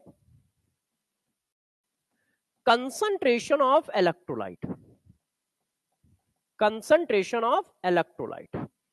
बी क्या है, बी एक कांस्टेंट है जो सॉल्यूट और सॉल्वेंट के लिए आया है, सॉल्यूट एंड सॉल्वेंट के लिए। क्लियर। तो किसी ने पूछा कि यार ये बताओ डाइल्यूशन करने पर कितना बढ़ेगा, कैसे पता चलेगा, तो उन्होंने देखो बताया कितना बढ़ेगा, गौर समझना, ये मैक्स वैल्यू है, क्योंकि इससे ज्यादा डाइल्यूशन कर नहीं सकते हो, इन्फिनाइट डाइल्यूशन से ज्यादा क्या डाइल्यूशन करोगे, तो इन्फिनाइट डाइल्यूशन है, ये मैक्स वैल्यू है। तो जैसे जैसे तुम कंसंट्रेशन कम कर रहे हो, कंसंट्रेशन कम करने का मतलब पानी मिला रहे हो, तो जैसे जैसे कंसंट्रेशन की वैल्यू कम करते जाओगे तो ये वैल्यू बढ़ती जाएगी, क्योंकि माइनस लगा है ना, ये कम करोगे तो ये वैल्यू बढ़ेगी। तो उन्होंने कहा जैसे जैसे तुम कंसंट्रेशन कम करोगे ये बढ़ता जाएगा, बढ़ते बढ़ते इसके बराबर हो जाएगा, इससे ज्यादा कुछ नहीं हो सकता, क्योंकि ये मैक्स वैल्यू लिखी है। उन्होंने कहा ये रिलेशन होता है। ये सारी घटनाएं 3 लोगों ने मिलकर बताई थी, ठीक है, डी बाई, ऑन सैगर और आप लोगों के हक्कल्स रूल, इन लोगों ने ये इक्वेशन दी थी। तो बच्चों ने कहा ठीक है सर, इतनी देर में आपने एक इक्वेशन बताई है, बाकी तो हम जानते ही थे, है ना। गौर समझो, lambda M equal to lambda infinite minus B under root C, ये इक्वेशन हमें ध्यान रखनी है। अब किसी ने कहा यार इसको ग्राफिकल भी तो बताओ, केमिस्ट्री है, कमजोर हो आप तो एक चीज को 3 बार लिखने में माहिर हो, तो जरा इसका ग्राफ भी तो बताइए। तो मैंने कहा यार ठीक है बना देते हैं। गौर से सुनिएगा, जनरली ग्राफ क्या होता है, जीरो से इधर की ओर भागता है, ऐसे ही तो ग्राफ बनाते हो कि भाई वैल्यू 0 थी, फिर 1 हुई, फिर 2 हुई, 3 हुई, ऐसे। मगर इलेक्ट्रोलिसिस का ग्राफ मतलब डाइल्यूशन का ग्राफ हमेशा अपोजिट डायरेक्शन में जाएगा। भाई कंसंट्रेशन क्या होता है, कम होता है, तो इसका मतलब जीरो की ओर खिसकेगा ना ग्राफ। डाइल्यूशन करने से कंसंट्रेशन क्या होता है, कम, ये देखो, तो ग्राफ इधर से इधर की ओर जाएगा। तो देखो ग्राफ कैसा है, स्ट्रेट लाइन। क्यों, क्योंकि इक्वेशन आपकी ये है, गौर से समझिए सब लोग।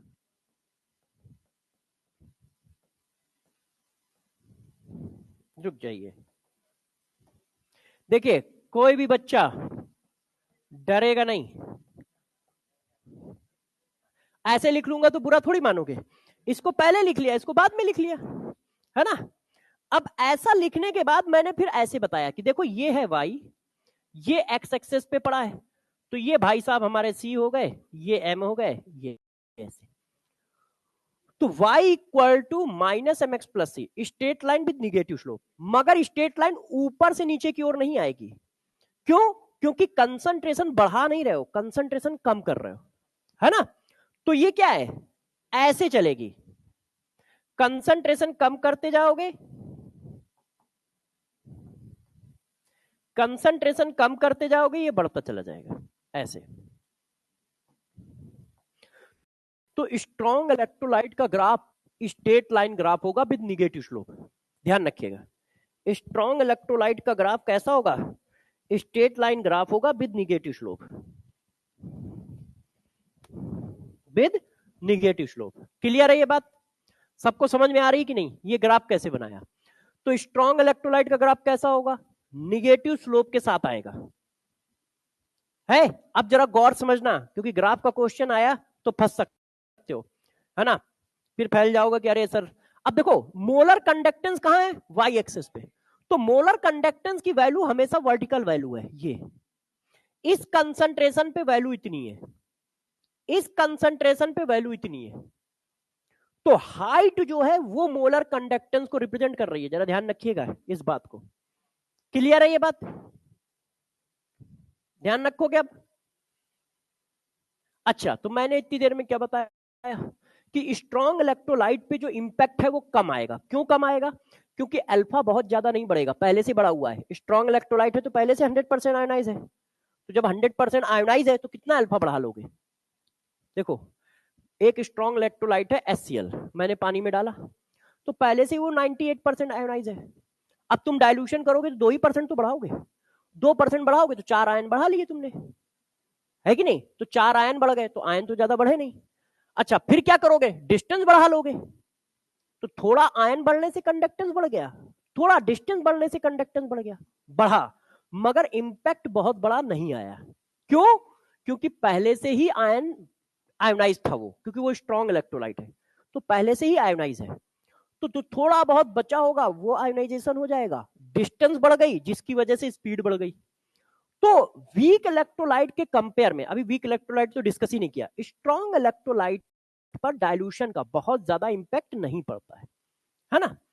वैल्यू बढ़ेगी मगर बहुत ज्यादा तेजी से नहीं बढ़ेगी, सूट नहीं करेगी, एक्सपोनेंशियली सूट नहीं करेगी, लीनियरली सूट कर रही है। ऐसा क्यों, क्योंकि ये स्ट्रॉन्ग इलेक्ट्रोलाइट है, पहले से ही आयोनाइज्ड है, तो नंबर ऑफ आयन की वैल्यू पे बहुत ज्यादा इंपैक्ट नहीं आता है। और ये इक्वेशन होती है, इस तरह से चलता है। बच्चों ने कहा सर फिर आपने चीटिंग करनी शुरू की, बिना क्वेश्चन दिए निकल नहीं सकते हो, तो छापो, मतलब करो, आंसर बताओ।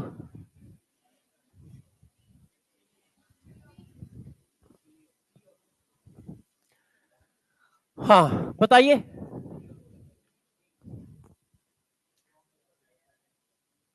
सब लोग बताएं।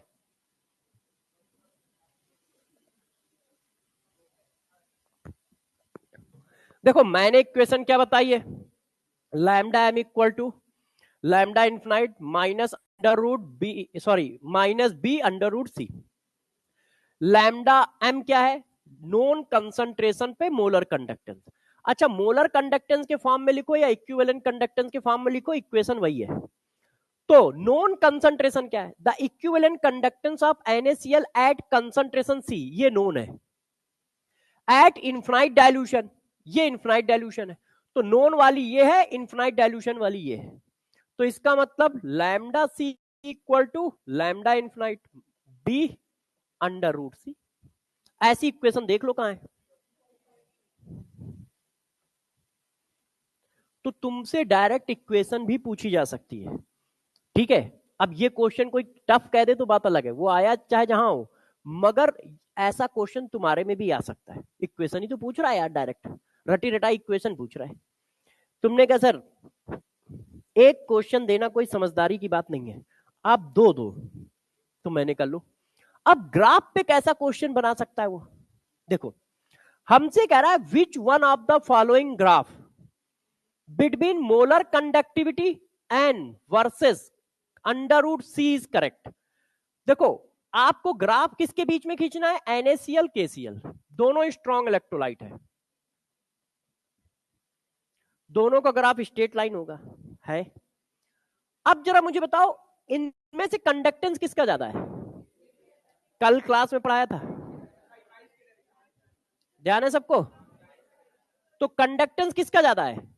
KCl का। इसमें किसी को कंफ्यूजन तो नहीं है? किस KCl का कैसे ज्यादा है? कल पढ़ाया है। जितना ज्यादा साइज उतना ज्यादा कंडक्टेंस। तो यार के बड़ा होता है, down the group size increase करता है। तो यदि कंडक्टेंस KCl का ज्यादा है तो हाइट भी KCl की ज्यादा होनी चाहिए है। अब जरा देखो इसमें यहां क्या बता रहा है, यहां कह रहा है ये कंडक्टेंस है ना, यहां कह रहा है KCl का इतना कंडक्टेंस है, KCl ये वाली लाइन है, सॉरी NaCl ये वाली है।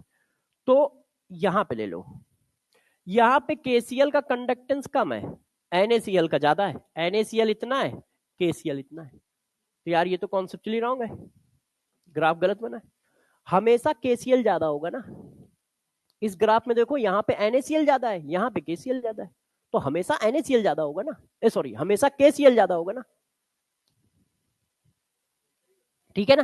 तो यहाँ पे तो ऐसा नहीं हो रहा है, जब भी कट करेगा ऐसा नहीं होगा, यहाँ पर भी नहीं हो रहा है। ये देखो यहाँ पे KCl की वैल्यू इतनी है, NaCl की वैल्यू इतनी है, तो ये भी गलत है। अब यहां पर तो हर जगह गलत है, KCl की वैल्यू इतनी है, NaCl की वैल्यू इतनी है, तो ये तो उल्टा लिखा है ना, ये भी गलत है। अब यहां देखो KCl हर जगह पे बड़ा है NaCl से, चेक कर लो। NaCl इतना, KCl इतना, NaCl ये, KCl ये, NaCl ये, KCl ये सही है। तो ग्राफ पे ऐसा क्वेश्चन भी देगा, लैंग्वेज वाइज भी क्वेश्चन आएंगे, मगर इस तरह के क्वेश्चन भी डिजाइन किए जा सकते हैं, ठीक है। इस तरह के क्वेश्चन अभी नीट में नहीं पूछे गए, इसीलिए मैं जेई वाले क्वेश्चन ला रहा हूं, मगर ये ऐसे क्वेश्चन है कि आप में पूछे जा सकते हैं। कोई महान काम तो कर ही नहीं रहे यार, उसी ग्राफ में बस बता रहे हैं। तुम्हारे में लैंग्वेज का क्वेश्चन अभी तक आया है, मतलब इसी चीज को वो भी लिखते हैं मगर लैंग्वेज में लिखते हैं, तो ग्राफिकल क्वेश्चन भी बन सकता है, लैंग्वेज वाले क्वेश्चन तो बन ही जाते हैं। अब बच्चों ने कहा सर स्ट्रॉन्ग में तो बता दिया, वीक में बता के दिखाओ। तो मैंने कहा ठीक है वीक में भी बता देते हैं यार, ऐसी क्या बात है यार। अभी तक हजम हुआ है सब, सब समझ पा रहे हो जनता? हाँ भाई, उस देखो हम कह रहे थे ना कुछ लोग वो सो गए बेचारी, तुम कह रहे हो सब समझ रहे हैं यार, कहाँ है प्रभु, कहाँ पे खो गए थे तुम, मतलब कहाँ से छूटे हो, कहाँ से छूटे हो, कौन सी हेडिंग के बाद तुम अपना सो गए? अच्छा पूरा तुमने छापा है प्रॉपर, अच्छा ठीक है। समझा भी है बेटा कि सिर्फ छापा है? ठीक है अगला क्वेश्चन तुम्ही से पूछते हैं फिर। भाई जो जल्दी समझ गया उससे पहले पूछेंगे, हम लोग कमजोर थे, दोनों लोग एक दूसरे से पूछताछ रहे थे। अब वीक इलेक्ट्रोलाइट पे पानी डालना है, हमने डाइल्यूशन स्टार्ट किया, तो यार डाइल्यूशन करने पे जर्नल पॉइंट तो वही रहेंगे, क्या रहेंगे? देखो फिर वही करते हैं, डाइल्यूशन का मतलब पानी मिलाना, ओनली एडिशन ऑफ वाटर। आज खूब पानी मिलाएंगे हम लोग, कंसंट्रेशन डिक्रीज, अल्फा इंक्रीज। हाँ, यहां तक ठीक है, सबको समझ में आ रहा है? ये तो यार 2 बार कर चुके यार, अब तो ठीक है ना। पानी मिलाया, कंसंट्रेशन कम हो जाएगा, अल्फा बढ़ जाएगा, सही है। अब यहां पे मैं अल्फा लिख रहा हूं, ऐसा क्यों कर रहा हूं अभी देखो बताऊंगा। देखो यार, ये वीक इलेक्ट्रोलाइट है, इसका आयोनाइजेशन चल रहा था 3 से 4%। अब तुमने पानी मिलाया, पानी मिलाने से आयोनाइजेशन बढ़ता चला गया, कहां तक बढ़ेगा जरा एक बार चेक कर लेते हैं। आप पानी मिलाते चले जाओगे, कंसंट्रेशन जीरो की ओर भागता चला जाएगा। यदि ये वैल्यू जीरो होगी तो ये क्या होगी, इन्फिनाइट की ओर जाएगी। इसकी इन्फिनाइट वैल्यू कितनी होती है, 100%, है कि नहीं? यहां तक ठीक है भाई। कंसंट्रेशन कम करते जाओगे, अल्फा बढ़ता जाएगा बढ़ता जाएगा बढ़ता जाएगा, तो ये जीरो की ओर जाएगा, तो ये अपनी मैक्स वैल्यू की ओर जाएगा, इन्फिनाइट। इन्फिनाइट का मतलब होता है सबसे बड़ा नंबर, तो इसका सबसे बड़ा नंबर तो फिक्स है 1, और परसेंटेज के फॉर्म में 100, है ना भाई। ये केमिस्ट्री लिखी है, कोई मैथ्स का एक्स थोड़ी लिखा है जिसकी वैल्यू माइनस इन्फिनाइट से प्लस इन्फिनाइट है। हमारा अल्फा फिक्स है, 0 से लेके 1 तक भागता है बस, इससे ज्यादा दौड़ ही नहीं लगा पाता है, रोने धोने लगता है ये। तो बात समझ पाए? तो अल्फा क्या हो जाएगा, 100%। अच्छा, कोई 100% डिसोसिएट हो गया तो भाई हो कौन गया, स्ट्रॉन्ग इलेक्ट्रोलाइट, है कि नहीं? तो अब जरा देखो, 3% एस्टिक एसिड आयोनाइज हो रहा था, हम इन्फिनाइट डाइल्यूशन पे इसको लेके चले गए, 100% आयोनाइज हो गया, तो कितने नंबर बढ़ गए? जब 3 मॉलिक्यूल आयनाइज होंगे तो 6 आयन आएंगे, और 97 मॉलिक्यूलर फॉर्म में रहेंगे।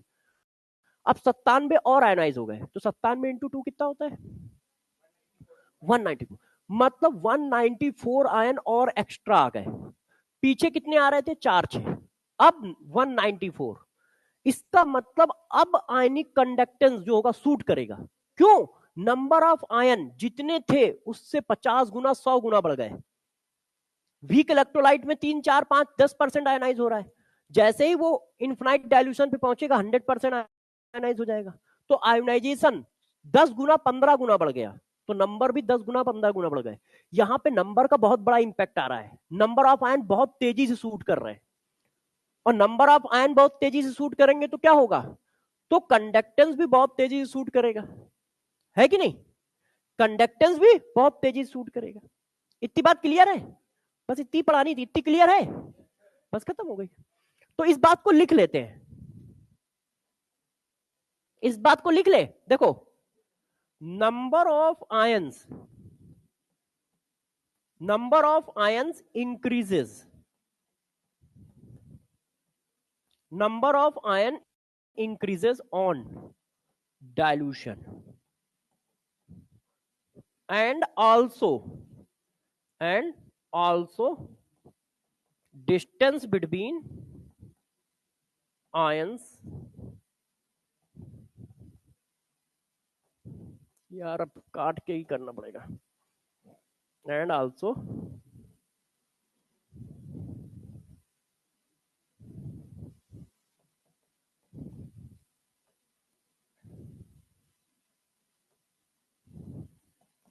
distance between ions also increases। Distance between ion तो इंक्रीज ही करेगी, पानी मिला रहे हो तो दूर दूर जाएंगे, मगर आयन के नंबर इंपैक्टफुल ये चीज है, आयन के नंबर इंक्रीज करेंगे, क्यों? क्योंकि ये वीक इलेक्ट्रोलाइट था। अच्छा, लोगों ने कहा ठीक है यार, कह रहे हो मान लेते हैं, इसमें क्या है, यहां तक ठीक है।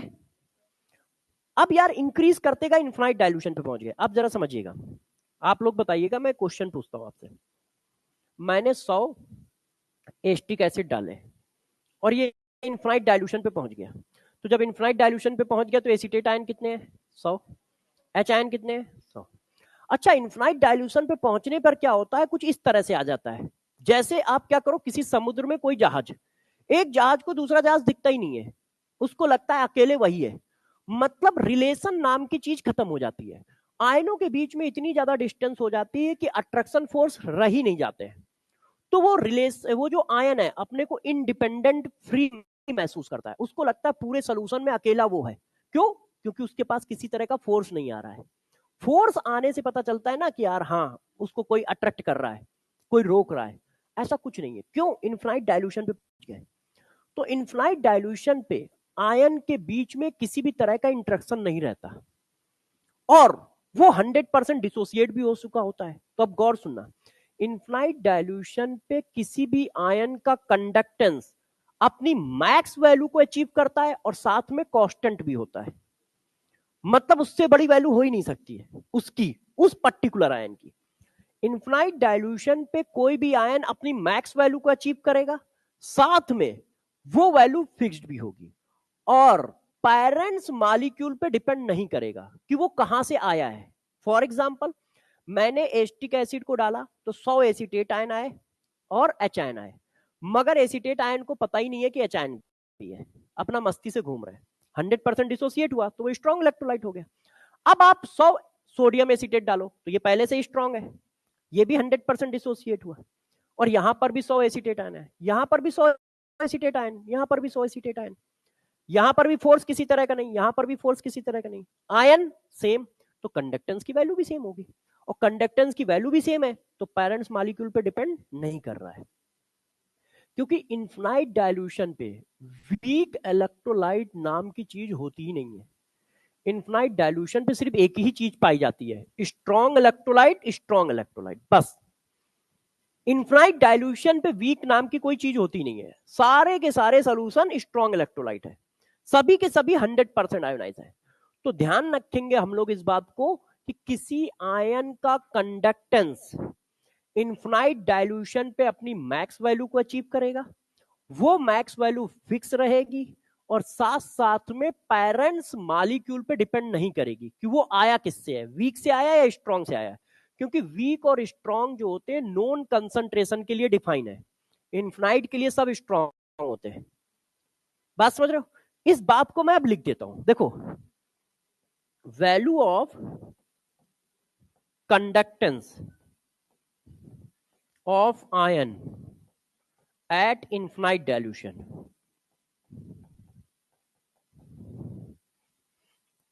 is fixed, also max value, वो अपनी मैक्स वैल्यू पर भी होगा। Value of conductance of ion at infinite dilution is fixed, वो फिक्स हो जाएगी, फिक्स्ड ये कह लो या कांस्टेंट कह लो,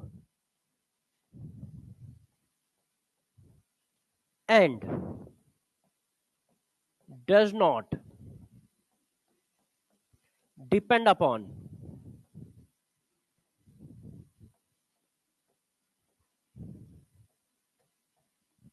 पेरेंट्स, मतलब वो वीक है या स्ट्रॉन्ग है उससे उसको कोई लेना देना नहीं है, and does not depend upon parents molecule,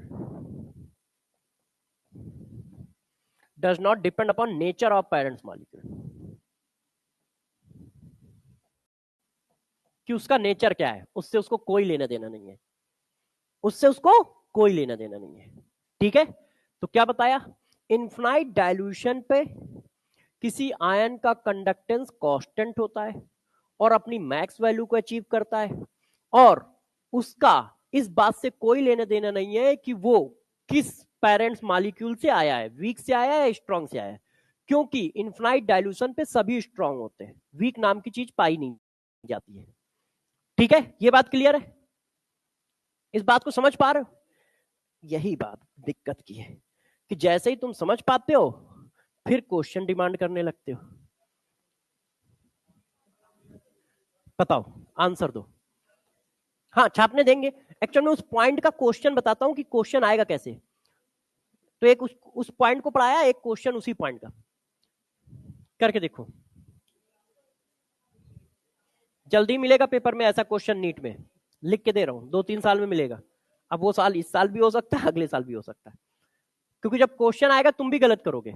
अभी तो पढ़ाया है, ताजा ताजा मामला है तो तुम्हें याद है सब।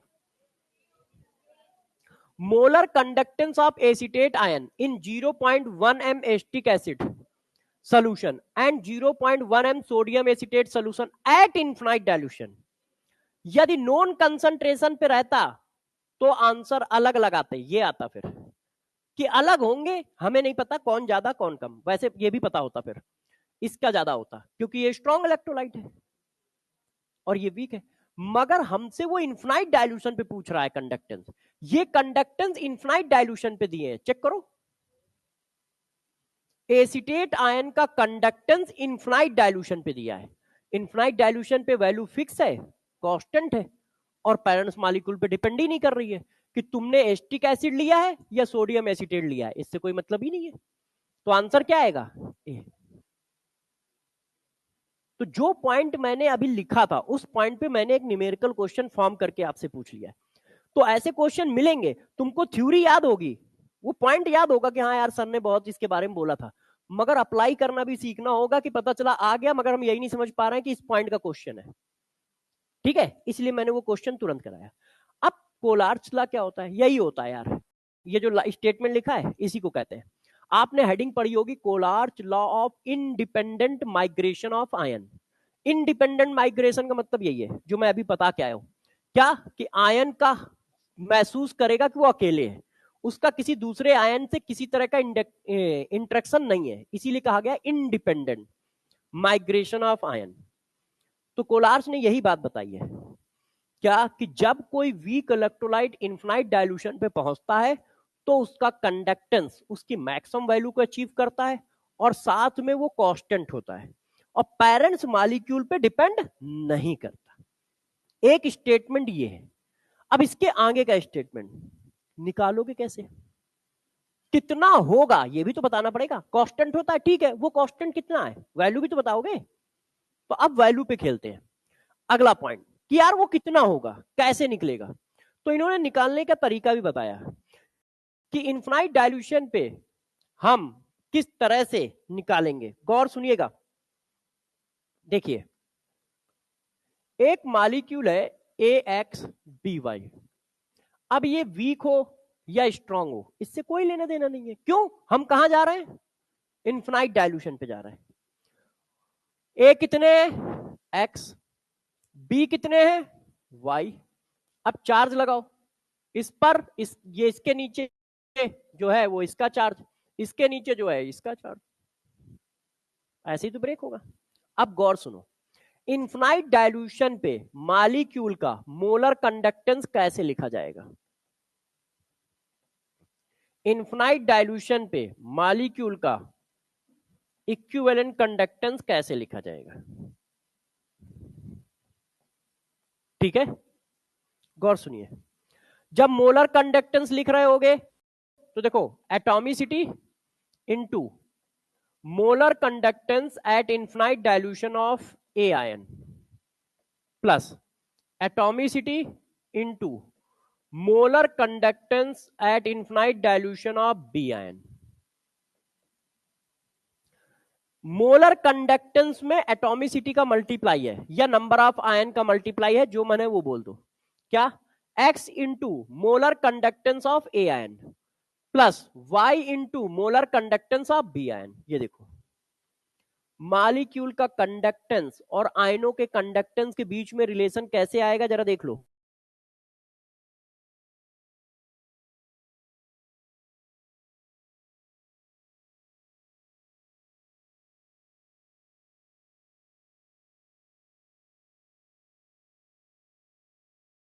पर एटॉमिसिटी का मल्टीप्लाई नहीं आएगा, एटॉमिसिटी से कोई लेना देना नहीं है। ये देखो, इसीलिए मैं दोनों को एक साथ लिख रहा हूं। ये देखिए x यहां आया नहीं, y यहां आया नहीं। Equivalent conductance at infinite dilution AXBY, molecule का इक्विवेलेंट कंडक्टेंस इनफिनाइट डाइल्यूशन पे, मॉलिक्यूल का equivalent conductance at infinite dilution कितना आएगा? Conductance of A ion plus conductance of B ion, molar equivalent conductance of A ion equivalent conductance of B ion. Atomicity का multiply नहीं हुआ है, क्यों?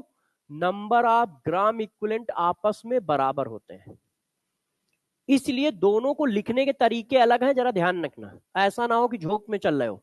तो पहले ये देख लो कि आपको कौन से कंडक्टेंस दिए गए हैं। मोलर कंडक्टेंस कैसे लिखोगे? Atomicity into conductance of A ion, atomicity into conductance of B ion.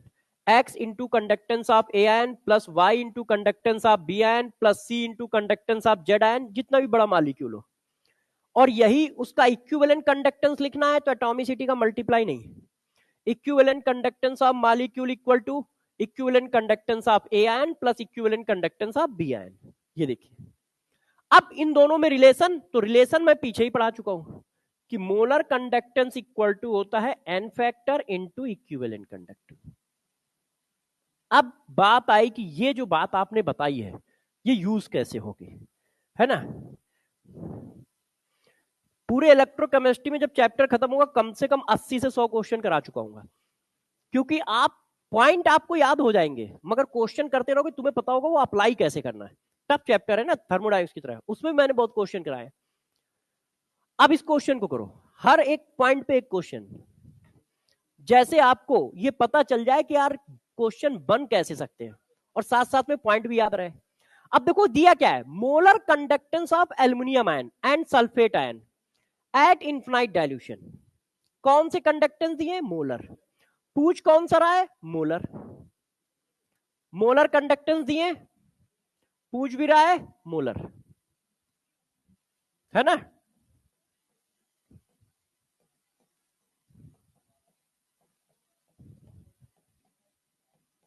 कैसे लिखोगे, 2 into molar conductance of aluminium ion plus 3 into molar conductance of sulphate ion. सही है कि नहीं, इनफिनाइट डाइल्यूशन पे सही है। अब वैल्यू डालो, एल्युमिनियम आयन का कितना दिया है और उसका कितना दिया है,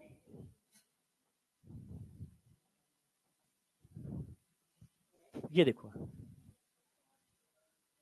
हाँ बेटे,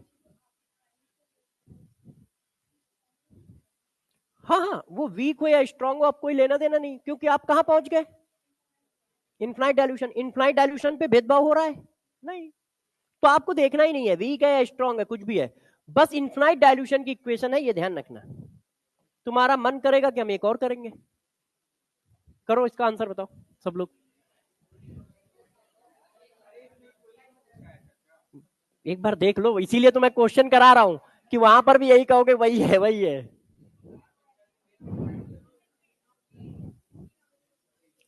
देखो अब इक्विवेलेंट कंडक्टेंस कह रहा है, मोलर कंडक्टेंस नहीं कह रहा है। मैं यही सिखाना चाहता हूं कि तुमको पूछेगा कुछ, तुम एक ही फार्मूला चिपका के चले आओगे, क्योंकि मोलर कंडक्टेंस फ्रीक्वेंटली क्वेश्चनों में पूछा जा रहा होगा। अचानक इक्विवेलेंट पूछेगा तो बस वही आएगा, वही है वही है, छापो, मतलब आंसर बताओ। तो अब क्या है, अब ये डायरेक्ट ऐड हो जाएगा, इसमें मल्टीप्लाई नहीं होगा। क्यों, क्योंकि इक्विवेलेंट कंडक्टेंस पूछ रहा है और सबके इक्विवेलेंट कंडक्टेंस दिए हैं, तो मैं डायरेक्ट कर रहा हूं 120 प्लस 80 200। दोनों में डिफरेंशिएट समझ पा रहे हो कि दोनों क्वेश्चन को मैंने अलग तरीके से कैसे कर दिया है, क्यों किया है, ये सारी बातें आ रही ना आपके समझ में। नीट 2017 या 16 में बेरियम सल्फेट का एक क्वेश्चन आया है, वैसे वो क्वेश्चन बुकों में भी पता नहीं क्यों गलत लगा है, उन्होंने इक्विवेलेंट कंडक्टेंस देके इसी तरह से इक्विवेलेंट कंडक्टेंस पूछा है, तो किसी एक बुक ने गलत कर दिया जिसकी वजह से कई बुकों में वो गलत पहुंच गया है। अब मुझे ईयर याद नहीं है, बेरियम सल्फेट का क्वेश्चन है इस तरह का, बेरियम सल्फेट या बेरियम क्लोराइड का, हो सकता है ये पड़ा हो अभी इसी में पीछे पड़ा हुई हो। अब तुम कहोगे कि अच्छा हाँ, तुम्हारा ये भी तो मन करेगा कि ग्राफ वाले क्वेश्चन नहीं दोगे, बताओ। अच्छा अरे एक मिनट रुक जाओ, इसका ग्राफ नहीं बनवाया ना वीक इलेक्ट्रोलाइट का।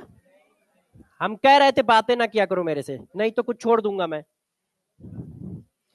है तुम लोग ना यार कुछ भुलवा देते हो। रुक जाओ, अभी इसका ग्राफ तो बना दूं। एक बात को दो जगह बोल के गया हूं, ग्राफिकल तो बोला ही नहीं यार, है देखो अभी केमिस्ट्री वाला बुरा मानने वाला था, ग्राफ नहीं बताया तुमने और क्वेश्चन आ गया था। अब उसी चीज का ग्राफिकल रिप्रेजेंटेशन वीक इलेक्ट्रोलाइट का मैंने ये तो बता दिया था कि सूट करेगा, मगर यार उस चीज को ग्राफ के फॉर्म में नहीं दिखाया था, है ना। तो देखो मोलर कंडक्टेंस इधर भाग रहा है, कंसंट्रेशन इधर है। अब वीक इलेक्ट्रोलाइट की इक्वेशन ध्यान दो, सब लोग सो लो, है ना भाई, पढ़ाई पे ध्यान दो यार, इतनी एनर्जी मैं लगा रहा हूं, बच्चे अपना। ठीक है, इधर जाओ। ये इक्वेशन कैसी है? एक्सपोनेंशियल, स्क्वायर लगा है स्क्वायर लगा, तो ये कैसी है? एक्सपोनेंशियल इक्वेशन है, जिसकी वजह से ये ग्राफ एक्सपोनेंशियली भागेगा। अब गौर समझना, वीक इलेक्ट्रोलाइट था तो मान लिया यहाँ पे है, यहाँ पे है, तो देखो जैसे जैसे आपने पानी मिलाया अल्फा बढ़ता गया, अल्फा बढ़ता गया, अल्फा बढ़ता गया, अल्फा बढ़ता गया, बढ़ता गया, अल्फा बढ़ता गया, बढ़ता गया, बढ़ता गया, बढ़ता गया, कर्व फॉर्म में आएगा। ये क्या है? Weak electrolyte. तो वीक इलेक्ट्रोलाइट का ग्राफ कर्व फॉर्म में चलेगा, और स्ट्रॉन्ग इलेक्ट्रोलाइट का ग्राफ स्टेट चलेगा। जैसे ही मान लो ये स्ट्रॉन्ग इलेक्ट्रोलाइट होता और कंसंट्रेशन सेम होता तो ये ऐसे चल रहा होता। ये स्ट्रॉन्ग इलेक्ट्रोलाइट का है। तो यदि आपको ग्राफ स्ट्रेट लाइन दिखे तो पकड़ लेना कि ये स्ट्रॉन्ग इलेक्ट्रोलाइट है, और कर्व दिख रहा है, टेढ़ा मेढ़ा दिख रहा है, जाएगा ऊपर की ओर, हो सकता भाई का मन है तो ऐसे ऐसे करके ले जाए, वो सिर्फ रिप्रेजेंटेशन है, क्योंकि इक्वेशन तो कोई बता ही नहीं है ना। वीक इलेक्ट्रोलाइट का, हाँ वीक इलेक्ट्रोलाइट का अल्फा ज्यादा रेट से बढ़ रहा है, मगर लास्ट में जाके दोनों के अल्फा सेम है, क्योंकि दोनों 100% तक ही तो जा सकते हैं, है ना, मगर स्पीड ज्यादा है। क्यों? क्योंकि वो 3% आयनाइज था, तो 3 से 100 पहुंचा तो 97% एक्स्ट्रा हुआ। वो पहले से ही 98 था, तो वो 2% आयनाइज हो रहा है। तो प्रेजेंटेशन कैसा होगा? वीक का कर्व के फॉर्म में चलेगा, ऐसे एक्सपोनेंशियली, और स्ट्रॉन्ग का स्ट्रेट लाइन चलेगा। पकड़ लोगे ये बात? इस पर भी क्वेश्चन रहेंगे आपके पास। तो बच्चों ने कहा सर यदि आप बता रहे हो तो फिर क्वेश्चन भी तो देना पड़ेगा आपको, करो। और ये सब क्वेश्चन तुम्हारे आएंगे, इसीलिए करा रहा हूं। देखो आपने ग्राफ का डिजाइन पकड़ा, जैसे ही तुमने देखा तो तुमने कहा यार ये तो वीक इलेक्ट्रोलाइट है। अब भाई क्या है? स्ट्रॉन्ग इलेक्ट्रोलाइट, NaCl है, HCl है, एस्टिक एसिड वीक है। तो आपने कहा सर ऐसा नहीं होता, एक क्वेश्चन हो सकता है तुक्के में सही हो गया हो, एक और दो में। तो मैंने कहा एक और कर लो भाई, ऐसी क्या बात है। अब देखो तीनों ग्राफ में से वीक कौन है? थर्ड वाला वीक है, कंफर्म। तो इसमें से थर्ड देख लो वीक, ये गलत हो गया, ये गलत हो गया, इतना सही है। अच्छा ये दोनों स्ट्रॉन्ग है, कंडक्टेंस किसका ज्यादा है? फर्स्ट का। अच्छा अब हमारे पास स्ट्रॉन्ग कौन कौन है? NaCl है। इनमें से कंडक्टेंस का ऑर्डर बताओ, कल पढ़ाया है, ग्रोथस इफेक्ट, कि H आयन का कंडक्टेंस किसी भी आयन के कंडक्टेंस से हमेशा ज्यादा होगा। तो इसका मतलब पहला वाला कौन होगा? HCl। तो बस पहला HCl होना चाहिए, है? बात समझ पाए? तो अभी देखो, अभी जो है वो खत्म नहीं हुआ है, टाइम हो गया है अभी, अभी तो आधे घंटे बाकी भाई। अभी देखो 14:28 हुआ है। तो वैसे भी तुम लोग 3 बजे कहां जाते होगे? कहीं तो नहीं जाते होगे?